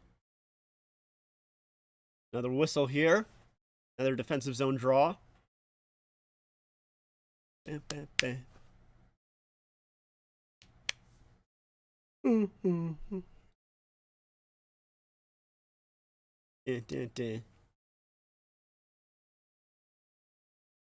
Avalanche win that draw again. The puck gets knocked off the stick of Girard, though. Leafs battling for it. They'll get it to McCabe, who is a nice little backhand pass to Justin Hall. They're out. Hall will dump it in. Matthews chasing it. The Avalanche will tip it out. Now it's a little bit of a 2-on-1, a 1-on-1. McKinnon, backhand shot, and that goes wide. McKinnon turned on the Jets for a second there. And almost made Justin Hall look like a fool there. Now Marner with Yarncroke. It's a little bit of a 2-on-2 here. To Yarncroke. Oh, it just couldn't quite get in. Georgiev with the first save. A shot from Liljegren, and that gets deflected and goes up and out of play. Ah, man.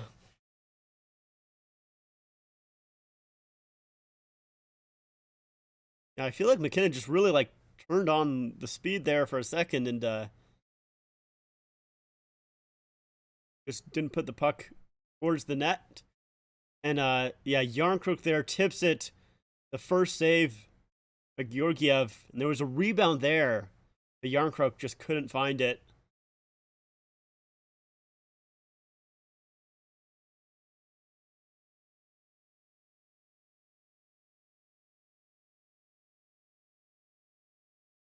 Now Tavares out there. Again, the Avalanche win the draw here. Now Connor will dump it in.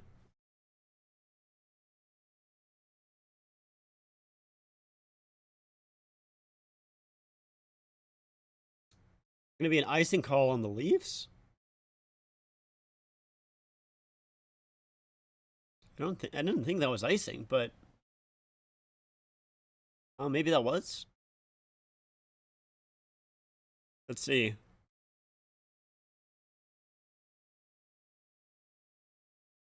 Guess it was icing.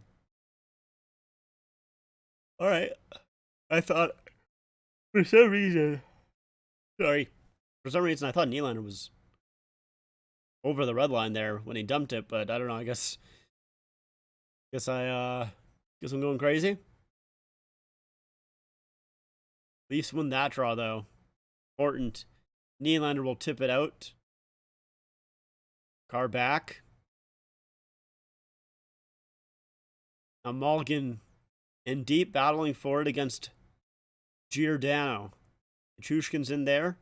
Liljegren helping out as well.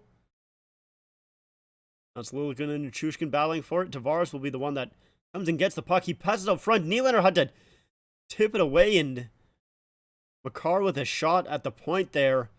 I did not like that pass from from Tavares to Nylander. You know, Nylander was kind of alone in front, but he got collapsed on really quickly and just kind of had to throw it away and didn't make a great play either, to be honest, but I don't really fully blame him on that one. A long pass up to Rantanen. He'll tip it in. The Leafs' deep pair had not changed. Their forward group did. That pass to Matthews missed. Oh, and a battle for it, and I think Yarncroke could have made that. Yeah, Marner's arguing that one.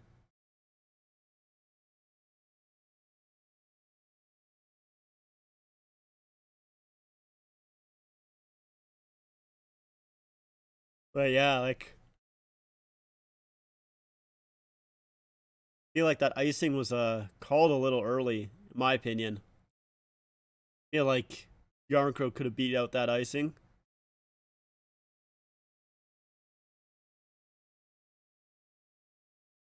Makar and Byram out there on D for the Avalanche with 14 seconds left to go. Matthews going up against Eller here.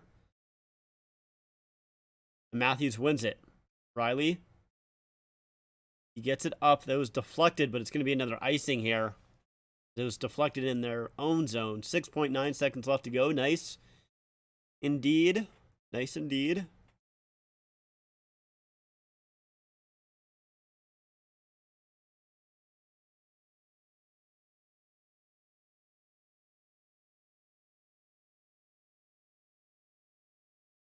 Another defensive zone draw. It's going to be McKinnon. Going to be the one to take it. They were trying to load up on the right side here.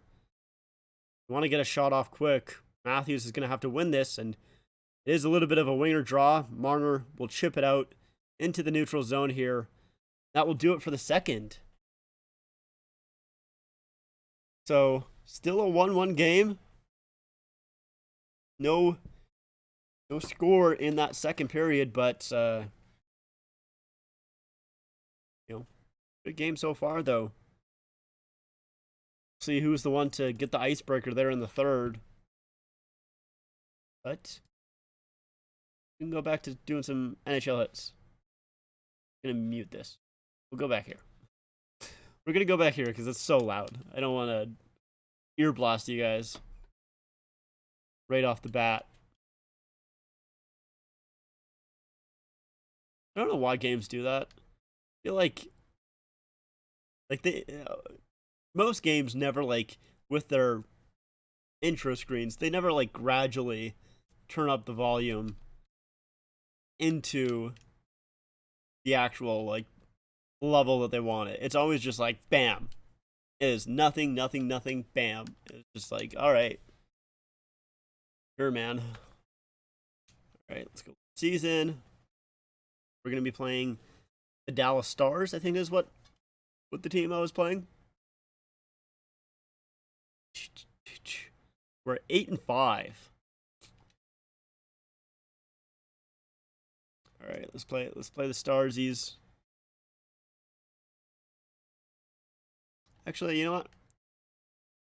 I can go Domi, Tucker,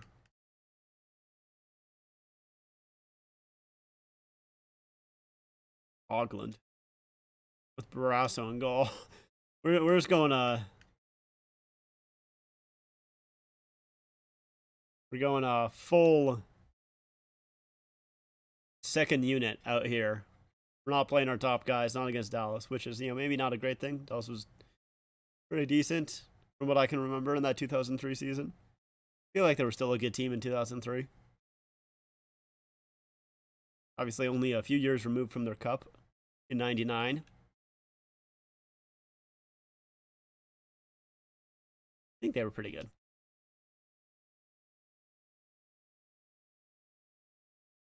Let's win the draw, Domi. Yeah.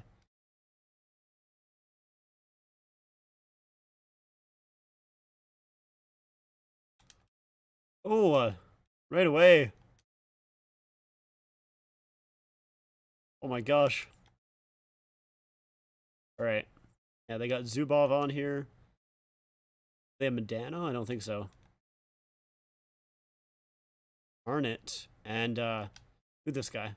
Who's 13? I don't know.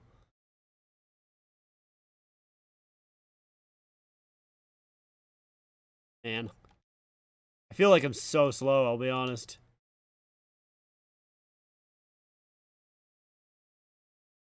All right, and not a great play from Tucker there. All right. Oh, a big hit there. That's not the one that I wanted to do. I wanted to do the... Oh, how did I not get that puck? All right, that was a good stick there. It was a good deflection. I'm so slow.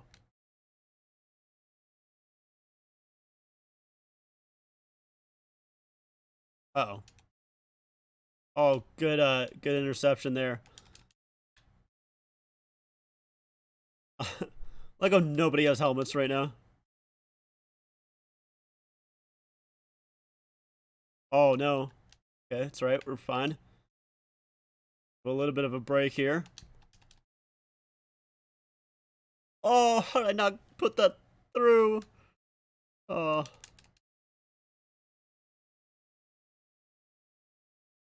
Oh, man. I did not think that,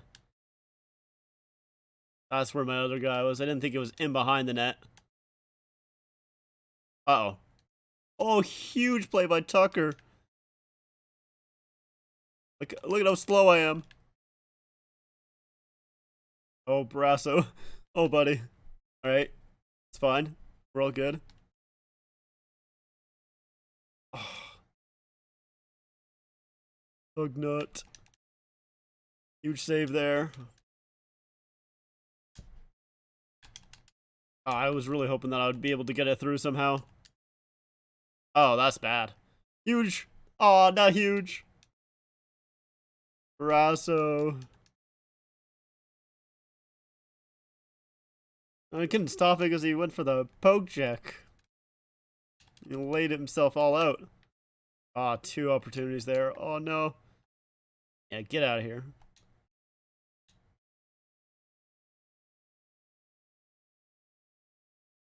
Oh, Brasso almost left that wide open. Oh, I didn't get that pass. Come on, Domi. Oh, that was bad. All right.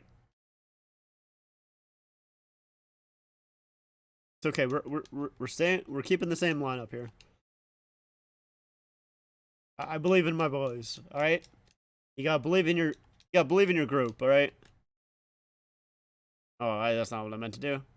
I mean, it is what I meant to do, but I realized it was the wrong one.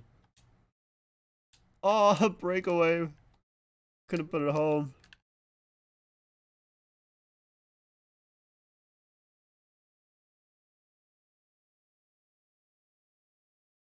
Oh my god, both my guys just fell down in front. Oh man.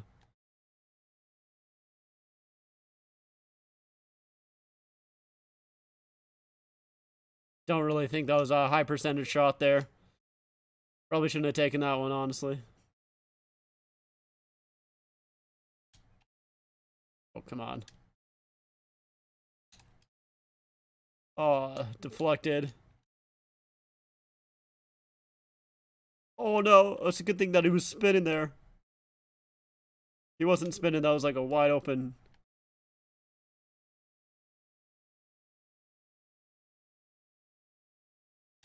So, let's go. Nope. Very low percentage play there as well. It's alright. It's okay. We'll get one, I believe. I believe in our group here. Uh-oh. Alright, there we go, Domi. Oh, he just hit him right back, eh? Oh, Domi, what a goal! Let's go. So true. Look at him smiling. Look at that great move in front. What a goal. That's Domi for you. All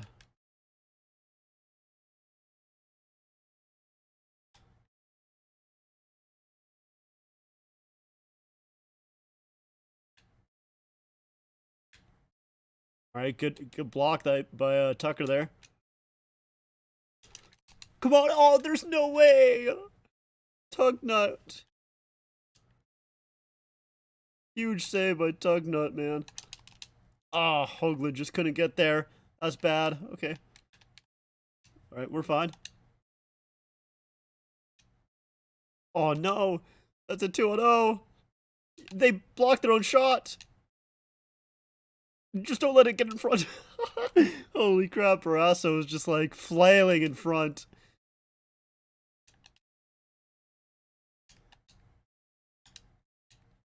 Alright, I don't know what's happening. I just couldn't really find what I wanted there.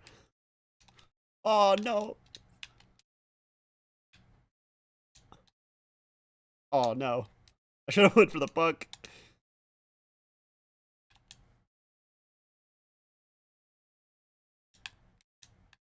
Zubov. Just put her one on. Yeah, just put one on, eh?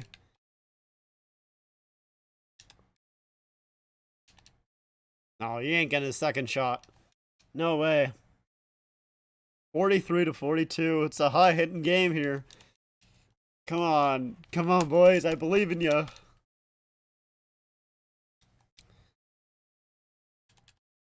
Yeah, get out of here. Oh, right in front too. Dobie.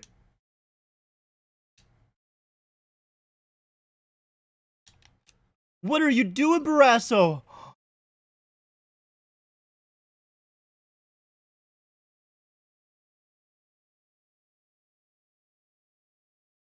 Where? Do you need a bungee cord? Where are you going, buddy? Oh no, I think Barrasso screwed us on this one. Get out of here. That was such a bad goal. Man, I am mad about that. That's like the worst. That's like the worst goal I've seen in this game. That was awful.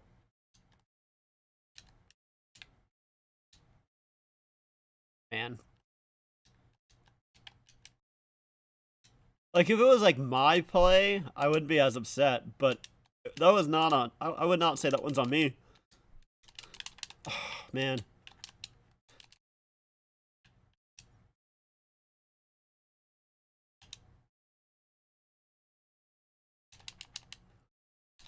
I could have... Shoot! Oh, man. No way. Ah, oh, man.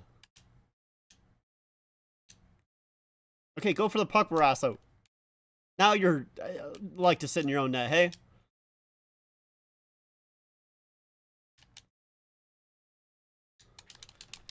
Oh, man, I just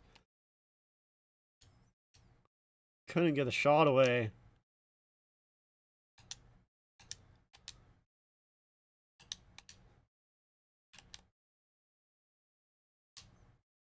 Oh, that just gets tipped wide. See, like, if that went in, I would be like, all right, that's my bad.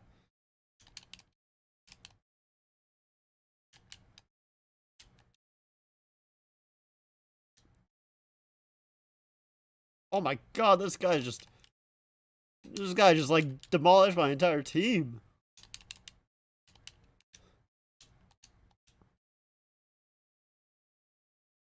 Like there, or even that one. If that one went in, I would have been like, all right, that's fine.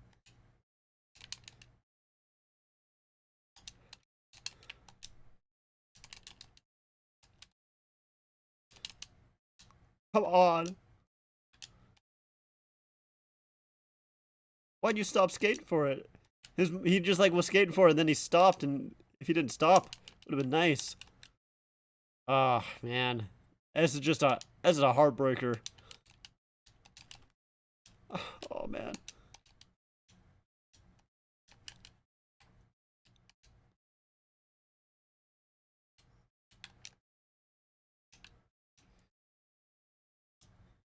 It's just I don't know what's happening here. Okay. I guess for some reason they deemed it out of play, but alright. That is I'm upset about that one. I am pissed about that one. Barrasso just lost me the game, man. In 2001, Yoma Yargo was traded from the Pittsburgh Penguins to, well, not the Detroit, Florida. Okay, well, I'm assuming that it's going to be the Rangers because that's the only... Okay, okay. I didn't think about it too hard because they have Philadelphia, Detroit, Florida, Washington, and then the New York Rangers. I got baited, alright? I kind of thought it was Washington, but I got baited because of the way that everything was structured there, alright? I blame the game, alright? Not myself. I blame the game. Well, let's see what how close we are for the game here. For the actual game, I should say. 3 minutes, yeah. Alright. We're playing the Blues next. Is who our next game is against. Save that. Alright. Just man. I'm still like super upset about that loss, honestly. I'm still just super upset about that one goal. Just ruined my mood. One goal in a video game ruined my mood. Tough. Tough indeed. Let's take a look at the Buffalo game here. What they're at? Okay, they're still at 3-1.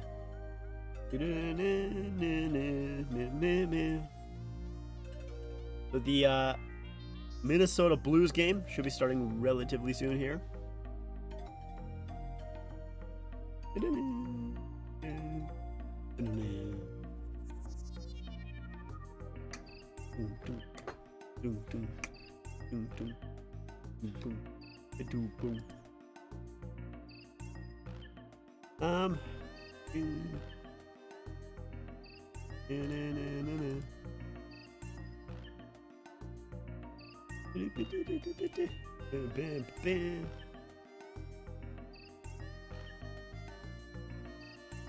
Let's see. Is there anything going on in hockey Twitter here? I don't see anything really, to be honest. To be completely honest.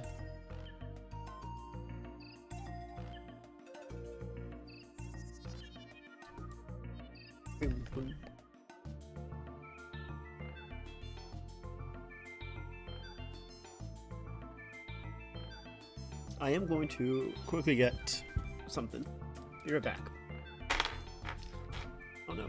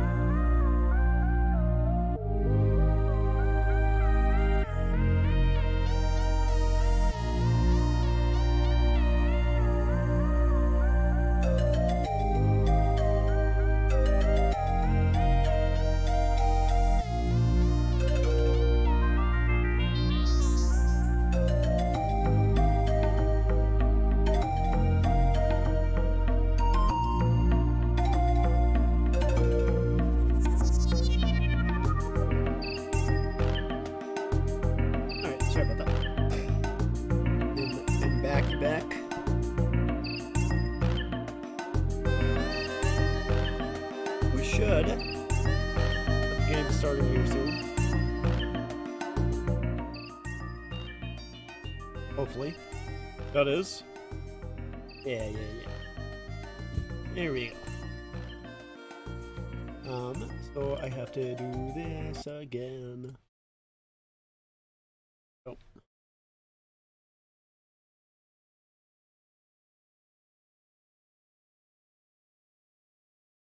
Showing McKinnon playing some Fortnite.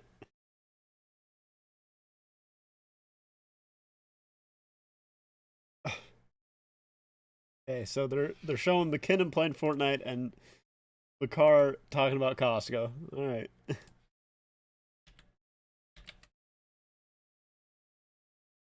If that's what they like, that's what they like. I mean, Costco, you know, I haven't shopped at Costco too many times because, you know, I don't have a membership, but when I've been there, it was like too much, you know? Like, with my old roommate, we went to Costco because his parents had a Costco membership, and it's just like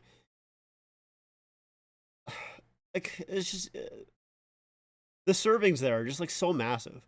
It's like, yeah, I want a bottle of ketchup, and it's like, all right, here is like this massive bottle of ketchup, and oh, by the way, you get 2 of them, and it's like, I don't need that much. Like, I just want some ketchup. I don't need a 3-gallon bottle of ketchup, man.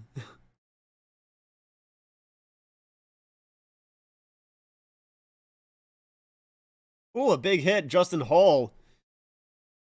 Don't know on who. It was a big hit there. It's 19-8 for the Avalanche. Bunting gets it to Marner, who tries to chop it towards the front of the net. Matthews will gather it, though. Marner swings it towards the front of the net and goes wide. Bunting. Back to the point, and Brody with a shot, gloved down by Georgiev there. Good little cycle there by the Leafs.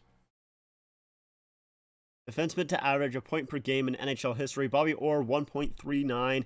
Paul Coffey, 1.09. And Cale Makar, 1.02. Now, obviously, that's really early on in Makar's career here. You know, but that being said, I would not be surprised if Makar continues that pace, or maybe even ups it as well. He's fantastic. Oh, out front, Tavares tried to tip it out front. Bunting was right there, though, who could have just picked it up. It's an unfortunate play. Nylander does a good job stealing the puck away. Gets it towards the front of the net, and a penalty coming up. High sticking? Is that it? I'm not sure against who. Bunting going to the box. High sticking. Yeah, that's a high stick. Yeah, that sure is. It's Bunting just trying to lift the stick. A comfort, and he misses the stick.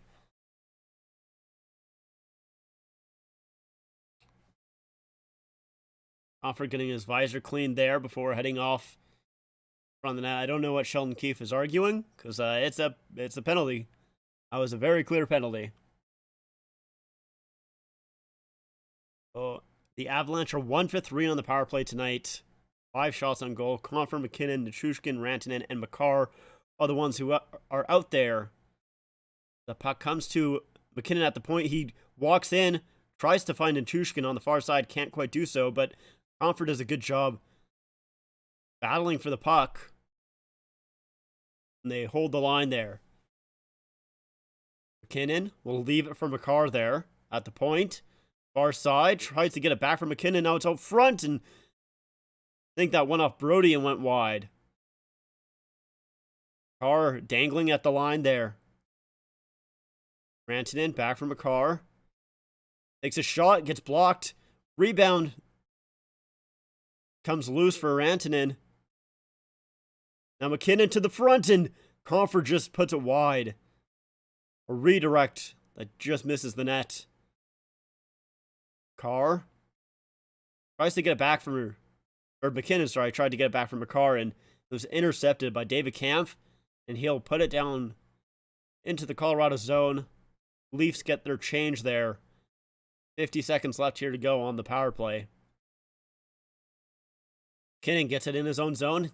There's a lot of speed, but he'll just dump it in. Nichushkin will get it on the far side here. It's battling with Yarncroke, and McCabe will slide in here, pick it up, and dump it down. That was a good little battle there by Yarncroke to tie up. I think that was Nichushkin on the far side, and made it so McCabe could easily come in and just take the puck away. It was a good little stick there at the line as well, and it comes right to McCabe, who will once again clear it. Oh, now it's a giveaway here by the Avalanche. Leafs will dump it down once again, clear a lot of time on this penalty. And that does it for the power play. No shots. Not a very good power play for the Avalanche. Leafs did a pretty good job getting sticks there. And Matthews in behind his own net. He'll give it to Liljegren. And he'll get it to his other D pair, Gustafsson there. It's a turnover in the neutral zone, but Gustafsson will get it right back. Liljegren takes it. He'll put it into the Colorado zone, and Tavares is the one on it. Eller helps out his defenseman, though, and O'Connor will be the one to bring it into the Leaf zone. Now it's right back for the Leafs. He got shrugged off the puck. Marner tips it, tries to get it to Matthews in front, and they couldn't quite find him. They're not going to say that's icing? Really? Wow. I don't know how that wasn't icing. I don't know why they wasn't icing, but they're not calling that icing, I guess.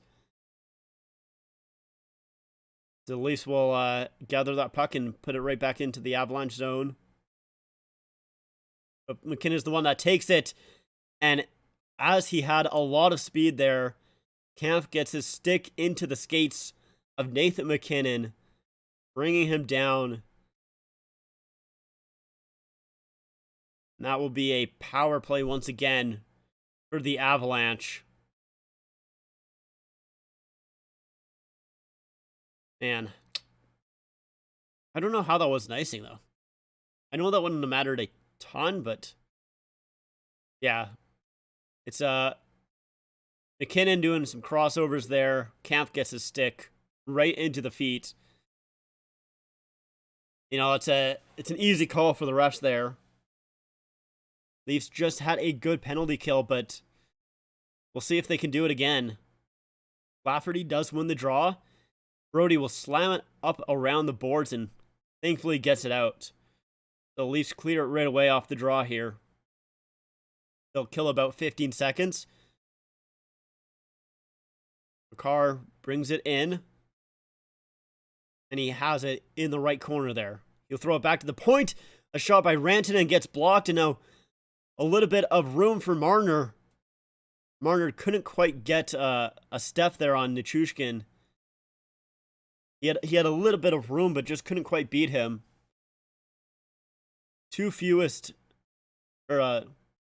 Sorry. I was trying to read the little graphic there, and I just screwed myself up. The Avalanche have allowed 2 shorthanded goals, which are the fewest in the NHL. The way that they had the graphic, it just said 2 fewest in NHL, which confused me a little bit. They have not allowed a lot of shorthanded. Oh, a shot there by the Avalanche. It was tipped in front, and Samsonov didn't know where it was, but the Leafs cleared it anyways. 50 seconds left here to go on the power play. Makar? Or no, that was Rodriguez there who comes in. A good stick there by Camp. Comes back to the other side, Gerard. Back to the point. And the Leafs do a good job getting the puck here. Marner trying to just put it in deep and can't quite do so. Now it's a little bit of a 2-on-1 with Rodriguez and Newhook to the front of the net, and it was tipped wide by McCabe. Good job by McCabe to get a stick on that one. That could have been bad. As Marner kind of tried to do a little bit too much with that puck there instead of just dumping it in and changing. But the Leafs do end up clearing that, or killing that power play, I should say. Only 1 shot on goal there for the Avalanche. So, 2 penalties back to back. The Leafs only allow 1 shot. It's pretty good. Some pretty good penalty killing for the Leafs here, but now they need to get going. Now they need some offensive zone time. They got Tavares out there with Matthews and Nylander. Gustafsson on the back end with Liljegren as well. Nylander in the neutral zone. Finds Tavares. Tavares tries to chip it for Matthews. It was stopped back. Went right back to Tavares, and he'll dump it in. Both teams will change here as Makar waits in his own zone. Now he'll come out. A good pass up ahead. Taves. A deflection out front. Oh, and it just squeaks wide. Oof.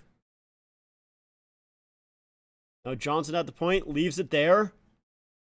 And a shot by Nieto that just hits a body in the front. McKinnon back for Rantanen. And that shot is stopped by Samsonov as the Avalanche had a little bit of a cycle going there. And Samsonov has to make the stop and hold on. So far, not a very good first 7 minutes here for the Leafs in this third period. Taking 2 penalties is not great. That's not the way that you wanna draw that one up. I will say that. So, we'll see how they respond back to, albeit those 2 good penalty kills. Only allowing 1 shot on goal for both is pretty good.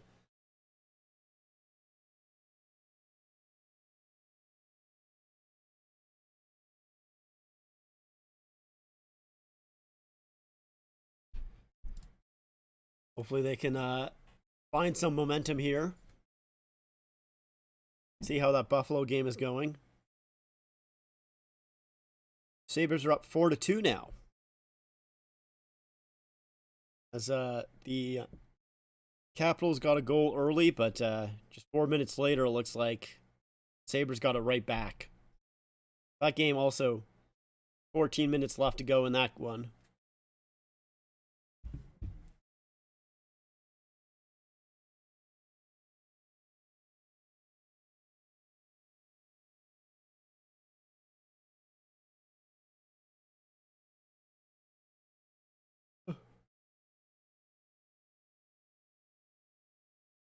Sorry, I'm a little tired, apparently. I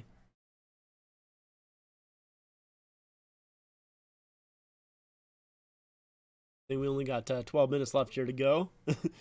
Yeah, I'm definitely getting a little tired, that's for sure. Also kind of hungry as well, so.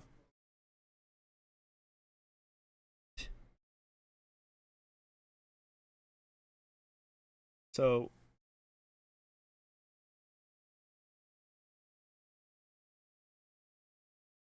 well, yeah, Marner was kind of playing with a little bit of a broken stick there.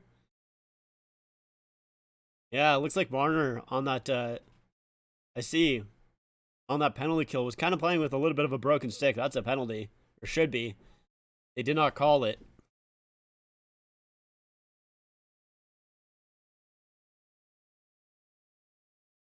Justin Hall in his own zone will get it for for Marner, sorry. And Yarncroak trying to get it in deep, can't quite do so. There's a battle at the blue line here. The Avalanche's blue line. Justin Hall will find it. And now the Leafs will get in. Once again, they're kind of stopped at this blue line here. Gerard will take it, get it up into the neutral zone. Avalanche have done a good job kind of holding the line so far. Stopping up the Leafs, not making sure they can't get an entry here. Now McCabe in his own zone trying to find Bunting up high, but it gets picked off by Eller. Eller does a good job kind of reverse hitting McCabe there. As McCabe was the one trying to hit Eller, and McCabe got the worst of that one. And that puck rolls in on Samsonov. He covers it.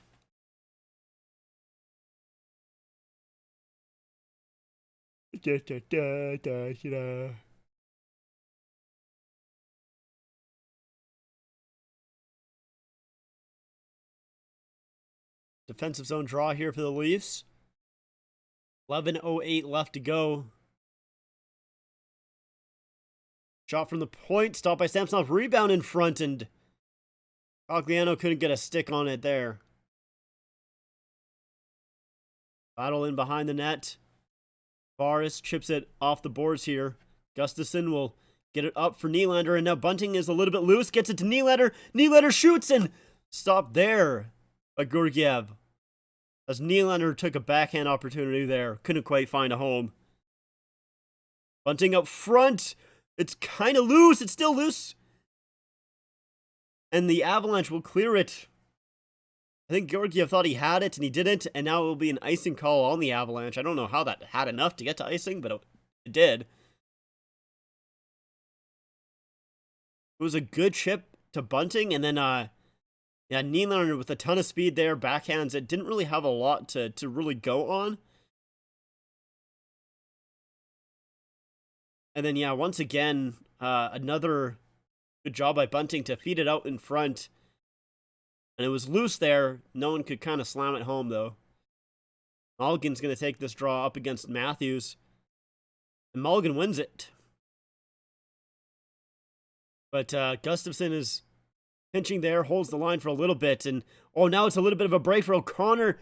Riley does a good job getting a stick on it, though. As if he didn't get that stick right there, O'Connor was gone. Rodriguez with a shot that goes wide. Gerard at the point. Shoots. Walkered away. Byron will put it in deep. McKinnon now has it. Leaves it for Rantanen with a blast. And it gets deflected. Goes into the corner. Matthews with a hit on Byram there. Knocks the puck loose so Marner can grab it. Marner will just dump it on goal. Chase for it. And Georgiev will hold on. So they'll get an offensive zone draw here. They can't change either. Yeah, O'Connor there. They're going to break here, but they can't go to break. Because they're not supposed to go to break here. Because the Avalanche aren't supposed to be able to change. I think that's how it's supposed to work, right? I don't think I'm wrong there. Welcome back, Rick. Yeah, Marner shot it from outside the blue line in on Georgiev, and he held on to it. which means that I think it's just the defense can't change, if I'm correct. But they went to commercial break anyways. I don't know.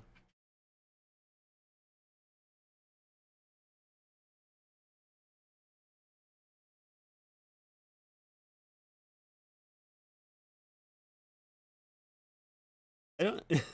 They're doing some kind of sports betting app, and I got it. I'll be honest. The terminology, I got no idea. They're saying stuff, and it's just going right over my head. I got no idea what the hell they're saying.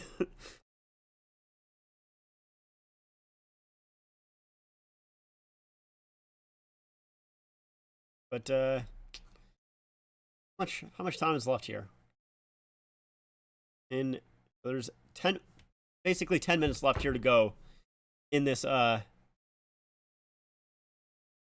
game. See what the Leafs can do. Thoughts on the new Adidas Team Classic jerseys? You already bought your a heart for one? I mean, I like them. I think the quality of the Team Classics, they're fine. They're nothing great, but they're nothing amazing either. Like they're better than than those Mitchell and Ness jerseys, that's for sure. But yeah, they're okay.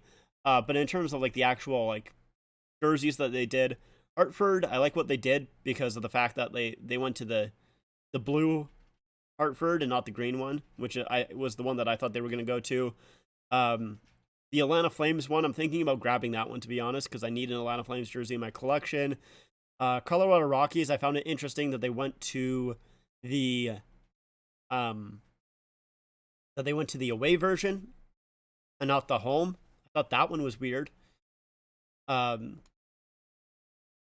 then, but I kind of liked that. The Ducks, the Ducks one was pretty easy to predict which one they were going to go to. It's a 2-on-1 here for the Avalanche.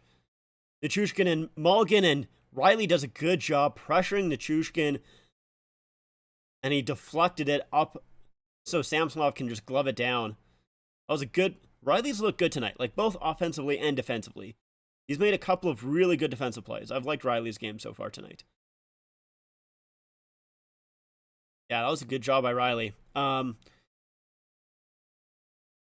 But yeah, honestly, like the only one that I would really buy is probably the Atlanta Flames one. That's the one I'm thinking about getting. Outside of that, I do need that Ducks one, that Ducks jersey. But I don't know if I want it in a CCM vintage, so I probably won't get it. And with the Rockies one, I do find it interesting that they went with the white jersey, and I think it would be cool to have a home and away for a Rockies jersey. Because I have the home one in a CCM vintage. Well, I guess technically it would have been the away at the time. I had the dark one, is what I should say, in a CCM vintage. So, I might get that Colorado Rockies one, but I don't particularly love it, to be honest.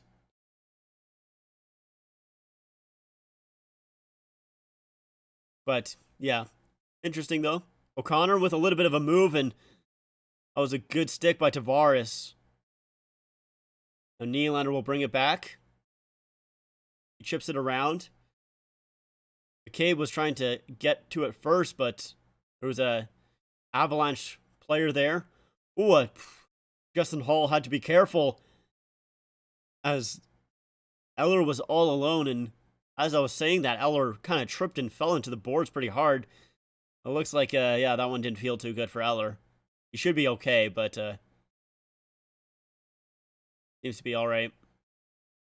Guess what you had to do today? I don't know. What'd you have to do? Matthews goes around the net. Shot stopped there. Now McKinnon is coming out with Rantanen on the right-hand side. Rantanen throws it back. Rodriguez with a huge opportunity all alone. And Samsonov makes the save. That's the second time Rodriguez has basically been all alone, and Samsonov stopped him twice.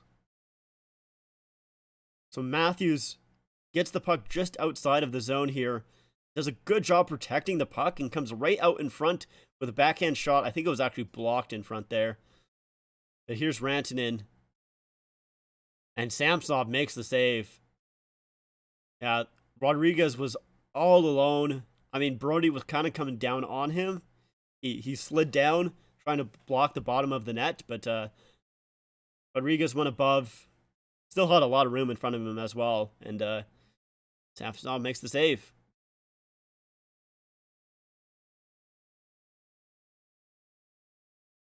Matthews around the net, going again, and he throws it wide. Yarncroke can't quite find the puck.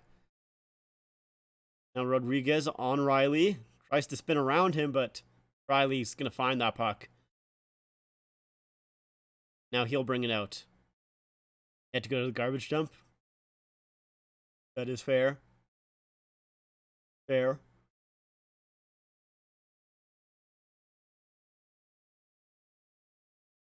You wore your Tampa Bay Lightning jersey there? Nice. Which one? Like a old school one or more current?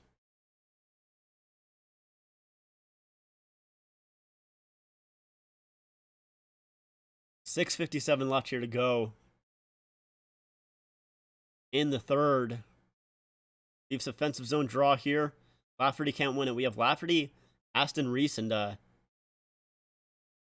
Nylander up there. An icing call on the Avalanche. When you showed your Leafs collection? Ah, I see. Gotcha. With the Minnesota Twins hat? Nice. Very, very nice. And the Leafs will put out Matthews, Tavares, and Marner here. On the offensive zone draw on an icing. Tavares going to be the one that takes the draw. Up against Comfer here.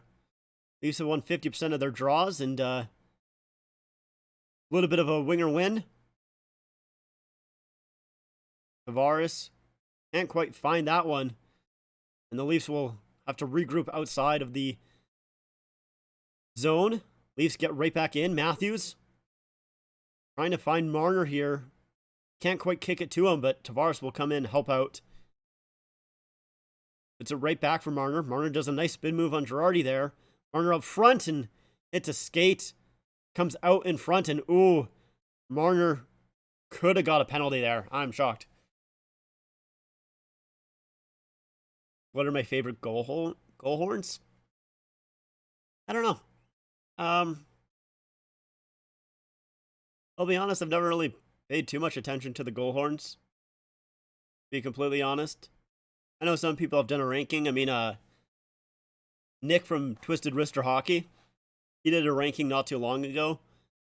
And I did watch that video. Oh, there was a shot right off the draw from Matthews. I didn't even realize that.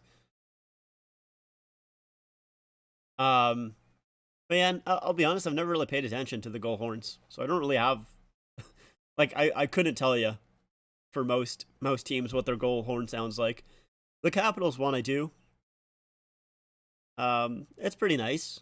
So they have that kind of siren that kind of.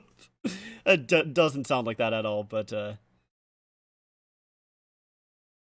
like, yeah, I could really barely tell you like what was shot there and just goes wide.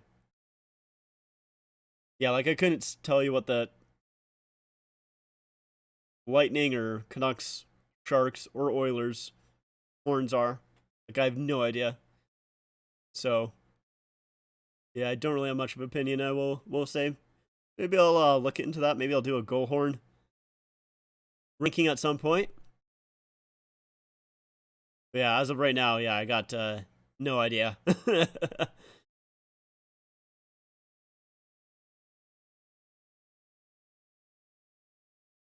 When McKay was trying to find Marner, and Marner missed it, so it's an icing call here. 5 minutes left to go. That was a good fourth line shift, though, by the Leafs while I was talking about those goal horns. As it was, Chari just kind of gets a little bit of a tip there, and it goes wide.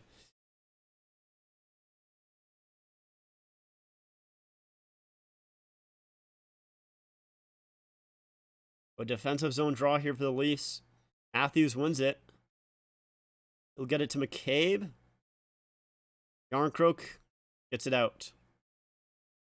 But the Avalanche will put it right back in. Paul has to take a big hit to make the play. And that puck does come out. Eller in his own zone, getting pressured by Matthews here, but he has a lot of speed. Brings it in. Eller tries to make a move. It's knocked off his stick. It's kept in by Taves. Shot from the point by O'Connor, and that was tipped. It goes wide. Now a flip pass there. It goes a little bit too far, and it's another icing for the Leafs. Yarncroke was the one that tried to make that pass. That's not a great icing. These players have been out here for a while for the Leafs. Matthews, Marner, Yarncroke. Don't know the exact time, but I feel like it's been a minute. Maybe a little bit over.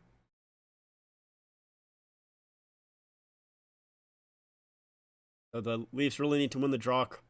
Compher is the one that's taking it for the Avalanche. Matthews, he'll win it. Leafs do end up clearing the puck. Marner will get to the red line, dump it in. He's chasing after Makar here, but I don't think he's going to catch him. I think he needs to go off for the change, which he does. Avalanche back in. Makar shoots. Stop there. Rebound opportunity. That's blocked in front. Nylander will pick up the loose puck. He'll clear it, and it goes up. Ooh, I think they're saying it deflected off the boards. I thought Nylander put it right out. They're discussing it here. The Avalanche thought it went straight out. Thought the ref said it hit off the glass. Let's see.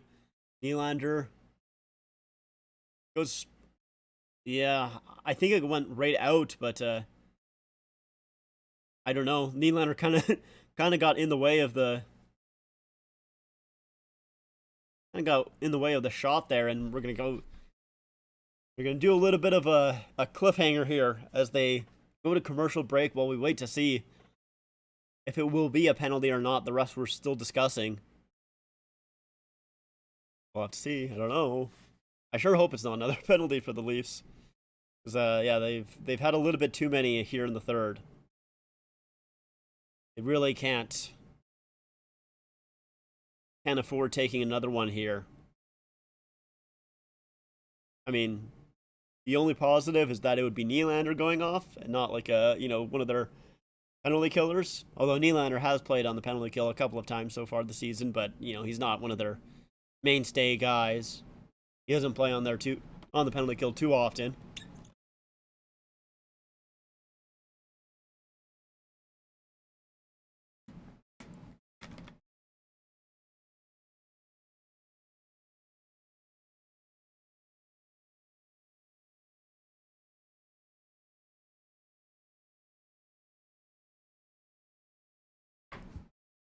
See the Sabres game. Ooh, Capitals are getting close. Ovechkin with the goal to make it 4-3 with just under 5 minutes left to go in that game.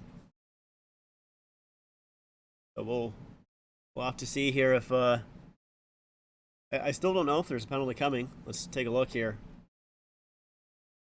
Nylander is skating.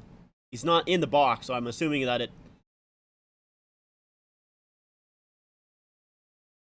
Let's see. Okay, so it went into the Leafs bench, is what they were saying, I think. So since it went into the Leaf bench, it's not a penalty. That's what they're saying here. So Leafs kind of get a little bit lucky here, but a shot off the draw by McKinnon was tipped wide. Matthews will shove it back from McCabe. Now Yarncroke will give it to Marner, who finds McCabe, and he just put it wide. I think Georgiev got a piece of it as McCabe looking for his first goal as a Leaf on a great pass. Great pass by Marner. And just couldn't find it. Oh, come on, no. Please don't tell me. Give me a second. Okay, we're back.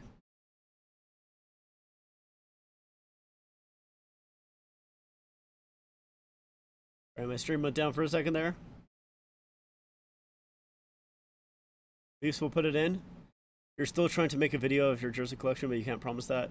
Be my entire collection, not just an Max vintage jerseys. Yeah, I mean, that's going to take a while. I mean, you know, I kind of thought about doing my entire collection in one go, but I don't know. I thought it would be way too long of a video, which it would have been. It would have been like hours long, which not really something that I was wanting to do, but some jerseys I forgot I even had. I've had that, you know, even happen with my collection as well. That Jets word mark, like that third jersey that they just got rid of not too long ago. That one I forgot I had that jersey. Completely forgot about. When that pass there is going to be an icing on the Leafs. As Kerfoot was arguing there, he thought he could have beat out that icing, but let's see. Yeah, that's a shot there on McCabe. It's a really good pass by Marner. And yeah, just once again, the Leafs are looking for that. Oh, yeah. So it went right under the glove of Georgiev, but it tipped off of it and went wide. But yeah, the Leafs are really looking for that just above the pad, below the glove shot on Georgiev. It looks like they have a little bit of a book on him, or, you know, at least that's what they've been trying to go for, that like all game. There's been a lot of shots that are going for that position, and I mean, that's where the Leafs got their goal as well, is that one. So Rantanen here. He'll put it back to the point. Girardi with a shot, and it hits Achari. It stung, but he blocked it. He seems to be okay. There's a hard shot by Girard, though. Now Makar in his own zone. He'll dump it in. Malkin can't quite find that puck, and Nichushkin's pass to the point gets deflected, and it comes back out to center ice. Avalanche again. Regroup here. 1 minute left here to go. They try and dump it in. It gets knocked down by a Leaf stick, and Marner will grab a hold of it. He'll hold on, and now he'll skate it out. He finds Yarncroke, who'll tip it in. Yarncroke will put it around for Marner. Now Nichushkin's the one to find it, though, and he'll put it out. Brody will grab a hold of that puck. The Avalanche are changing here. The Leafs looked like they were trying to maybe catch the Avalanche on a change, but weren't able to do so. They make a quick change themselves. 30 seconds left. Cogliano dumps it in. Brody in deep. Bunting will get it to Tavares, who gets it to Nylander. Nylander will bring the puck in, takes a shot, stop there, rebound. Oh, loose puck! As Cogliano tries to push it to Georgiev to hold on, and I don't think Georgiev was expecting that.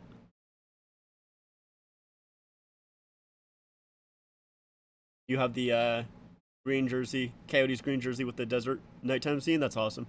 I love that jersey.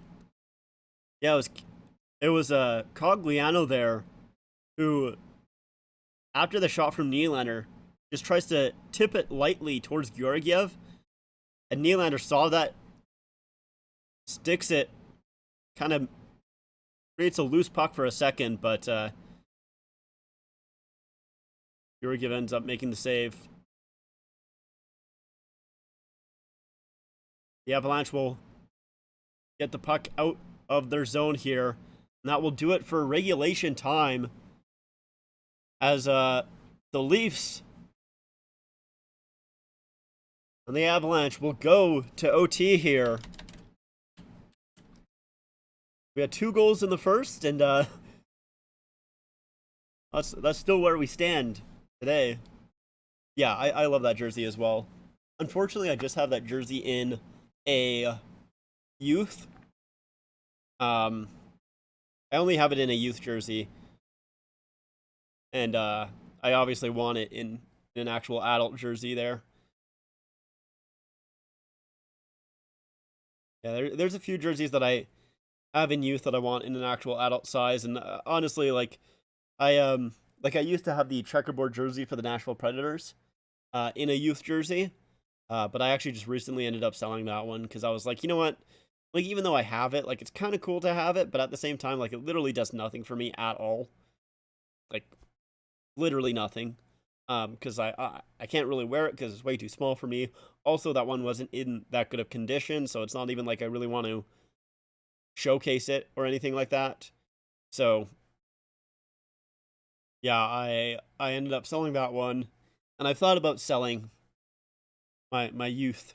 I have two youth Coyotes jerseys. I have the Running Yote jersey, and then of course that green Coyote jersey as well. Oopsies. So yeah, I've thought about selling those ones, and I also sold my Montreal Canadiens blue C jersey that I had because that was in the youth. But the reason I sold that one is because I, just recently, of course, got the sweater of that one, so I actually have a replacement on that one. But yeah, still looking. I mean, I'm pretty much probably never gonna get that Predators checkerboard jersey. Like, it's gonna be very difficult. For at least a decent price. Those ones are really expensive. The overtime lines here is Rantanen, Taves, and Comfer for the Avalanche. They're doing a little bit of a discussion there. Marner for the Leafs. Are they going to go Marner, Kampf, and Liljegren? They do. That is what they're doing. Which they did quite a few times. Kampf pointing Liljegren where he wants him. Kampf will win it. And funnily enough, if Liljegren stayed in the same spot that he was, he probably would have had a better chance at actually getting that puck right off the draw. But Liljegren gets it in his own zone. He tries to pass it. Fans on the pass, and now Taves will turn it over. Taves comes in, shoots. A good block by Marner there as he goes down. It stung him a little bit. Avalanche still have control of the puck. Rantanen goes around, loses control, and he'll throw it way back in his own zone. Keep possession here for the Avalanche, but they throw it down. They were trying to do a lead pass there, and it missed. And there's an icing there, and yeah, Marner's still kind of limping there. As Liljegren was trying to find Kampf, and he fans on the puck, and yeah, it hits, looks like the back of the thigh there from Marner. And yeah, it didn't feel great for him. It did not feel great. Matthews out there with Riley and Nylander. Riley has the puck, and he'll have to come back out of his own zone as he was pressured. Nylander tries to find Matthews, who's getting shadowed by McKinnon. Riley will find it, and he'll pass it way back to Nylander here in his own zone. Nylander finds Matthews. Riley with a little bit of a break. A great diving play from Taves to swipe that away from Riley. Really good play. Now Matthews has it again. Being shadowed by McKinnon. Leaves it for Nylander. Nylander shoots. And Taves gets a stick on that. Oh, a turnover. Nylander can't quite find it. He'll throw it back. Marner's out there now, and Marner kind of turns the puck over here. Nichushkin has it with McKinnon. McCabe is back. And that shot is blocked by Tavares there. Now the Leafs try and turn it the other way here. The Avalanche are back, though, but Marner can't quite find Tavares. Throws it back to McCabe. McCabe in deep. Holds onto it. He'll throw it back now for Tavares. Tavares makes a nice spin move. Kind of gets checked by McKinnon. Can't quite find the front of the net. Now McCabe getting pressured there by Confer. And is there a penalty here? Oh no, they're calling it offside. McCabe kind of went down, so I thought it maybe was a tripping call. But just what a great diving stick there by Taves. And then Tavares does a good job blocking that McKinnon shot as well. I prefer overtime over shootout. The shootout is a skills competition. Yeah, I also don't like shootout. I mean, I know some people kind of say like 3-on-3 isn't really hockey, which is like fair. I'm going to talk about that more in a second. I want to be focused on the overtime here. As the Avalanche do win the draw, they get it in their own zone, and Rantanen will be the one that takes that puck. So we got Matthews, Nylander, and Riley out there, Makar, Rantanen, and Confer for the Avalanche. Rantanen goes in behind his own net. They're just kind of patiently waiting, trying to find a little bit of a lane here. Now they come out. Rantanen getting shadowed by Matthews here. He'll put the puck around, but see if Makar will get there first. Oh, knocked down by Nylander. Now Matthews finds Riley, and now they're going to call that offside. Nylander was a little bit ahead of Riley there. Riley shaking his head, not happy about that one. 2 offsides here. Don't see offside being called too much in overtime, I feel like. Let's see. Yeah. Oh, yeah. Yeah, that's definitely offside. I was like, Riley was kind of arguing a little bit, and I was like, maybe it wasn't offside, but no, it was offside. So now we have Lafferty, Marner, and Gustafsson out here. Mulligan races onto the puck here. He'll throw it back. And Nathan McKinnon's out there with Byram as well. A little bit of a weird line for McKinnon, but he has a lot of speed here. Ooh, he's dangerous. Gives it to Byron. Oh, on Byram. Gets it back to McKinnon with a shot and tipped high by Marner. Good stick there. Marner trying to find Gustafsson. A little bit of a break here. Gustafsson shoots. Oh, puts it wide. Lafferty and Gustafsson both were right on the puck, and it was a little bit of, you have it, no, I got it, and a little bit of miscommunication, but now McKinnon back in. Tries to leave it for Byram, but he'll get it back. Nichushkin with a shot, stopped there by Samsonov. Samsonov plays it. Ooh, I don't know if I wanted that. But it's okay. Marner grabs hold of it, though. Marner gets it ahead to Tavares, but it was poke check there. The Avalanche now come back. It's a 3-on-2 as Marner had to change. Rantanen shoots. Rebound. Oh, and Nichushkin just missed the rebound. He had a wide open net. Gets it to the line. Makar, I was close to being offside. If they score here, we'll have to take a look at it. And that shot goes wide. Matthews will give it to Tavares. Now it's a little bit of a 2-on-1. Nichushkin is tired. Tavares to Matthews. Oh, and he just couldn't connect. Now Tavares out front. Oh, man. So many opportunities. Nichushkin is so tired here. They could have had maybe a little bit of a break, but Nichushkin was way too tired to move. Oh, Matthews is really tired as well. He should have changed. Nylander trying to pressure Taves here. 18 seconds left to go. McKinnon, he's just came off the bench. He shoots. Stopped. Rebound. Stopped by Samsonov. Comfer has it. Gives it to McKinnon. McKinnon at the line. The Comfer shoots. And stopped by Samsonov. And that does it for the overtime. Holy crap, what an overtime. That was a lot of opportunities there. A great feed here by Marner. Just comes right on the stick of Gustafsson. And he just couldn't quite find it home. And yeah, Rantanen shoots it. And Nichushkin with the rebound just hops over his stick. And then Matthews, that also kind of handcuffs him as well. I noticed you were actually a few minutes behind. Oh yeah, I'm definitely a few minutes. I mean, it's going to be a few minutes behind because, you know, I'm streaming. So that's just how it's going to be. Yeah, I'm not going to be quite in sync with the actual feed there that you get on TV and everything like that. Which is why I would love to actually be able to show the game itself, but, you know, obviously I can't do that. But yeah, what I was going to talk about the overtime there is, yeah, I definitely prefer overtime a lot more over shootout. I know a lot of people say, like, you know, 3-on-3 overtime isn't hockey, but, you know, I think it is. It's obviously just a lot different hockey, but it's still hockey in my opinion. Nylander will be the first shooter here. Nylander coming in, makes a move. And Georgiev sticks with him there.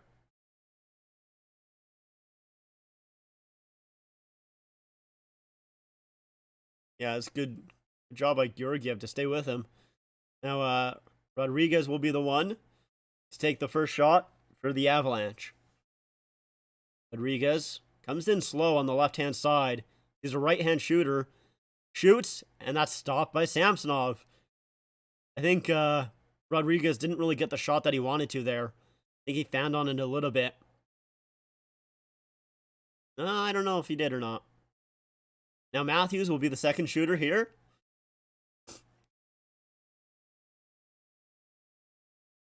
Matthews, he's coming in on the right-hand side with that left shooter there.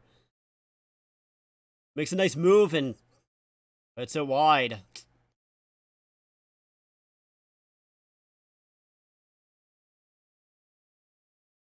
Yeah, it looked like I kind of rolled on him there, Matthews, yeah. Upset about that one. McKinnon will be the one to next one. And then coming in, makes a nice move and scores, squeaks it through Samsonov.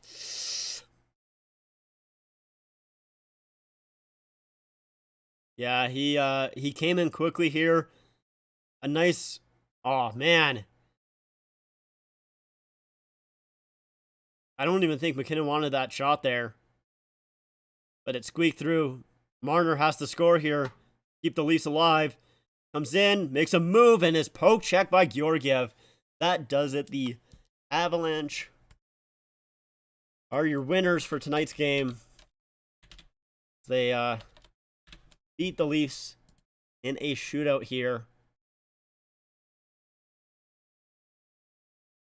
To update the score appropriately. See, this is why the shootout sucks unless you like it if your teams win all the time. See, I don't even like I've never really been a huge fan of the shootout. Like even like if my team wins or if my team loses in the shootout, it's just not really that like my excitement going from the overtime. No, I didn't see your comment there. But my excitement from the overtime is just like so much different from my excitement in the shootout. I really I hope that they make a change at some point to have it so it's at least 10 minutes of 3-on-3 overtime. That's what I would like personally. I think it just would be, I don't know, it'd be a lot more fun. I think games would still end around the same time, like even with shootouts and everything like that. So yeah, I mean, either way, I think the Leafs played a decent game there. I still think the Avalanche were a better team. We're the better team, I should say. In that game. But I mean, the Leafs stuck with them. They not like they gave up a really bad goal or anything like that. Like it was a close game, and they lost in the shootout, which is, you know, I know a lot of people kind of consider that a tie, and yeah, sure. Like I wouldn't say that I do, but it definitely doesn't feel as bad of a loss in shootout than it does like regulation. NHL needs to have more OT and go back to the 1-8 playoff format again.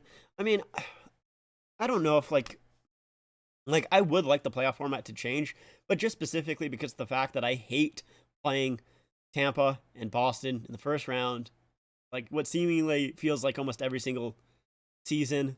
Like it just like the Atlantic has 3 really good teams, and it just sucks that, you know, 2 of them have to play each other in the first round. I feel like it just kind of sucks. But also at the same time, like even if they did switch to the 1-8 format, nothing really changes. Like, let's take a look here. Let's go to the NHL standings.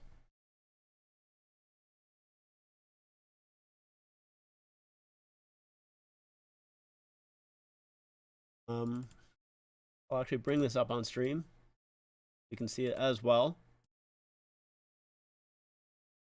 Oh yeah. So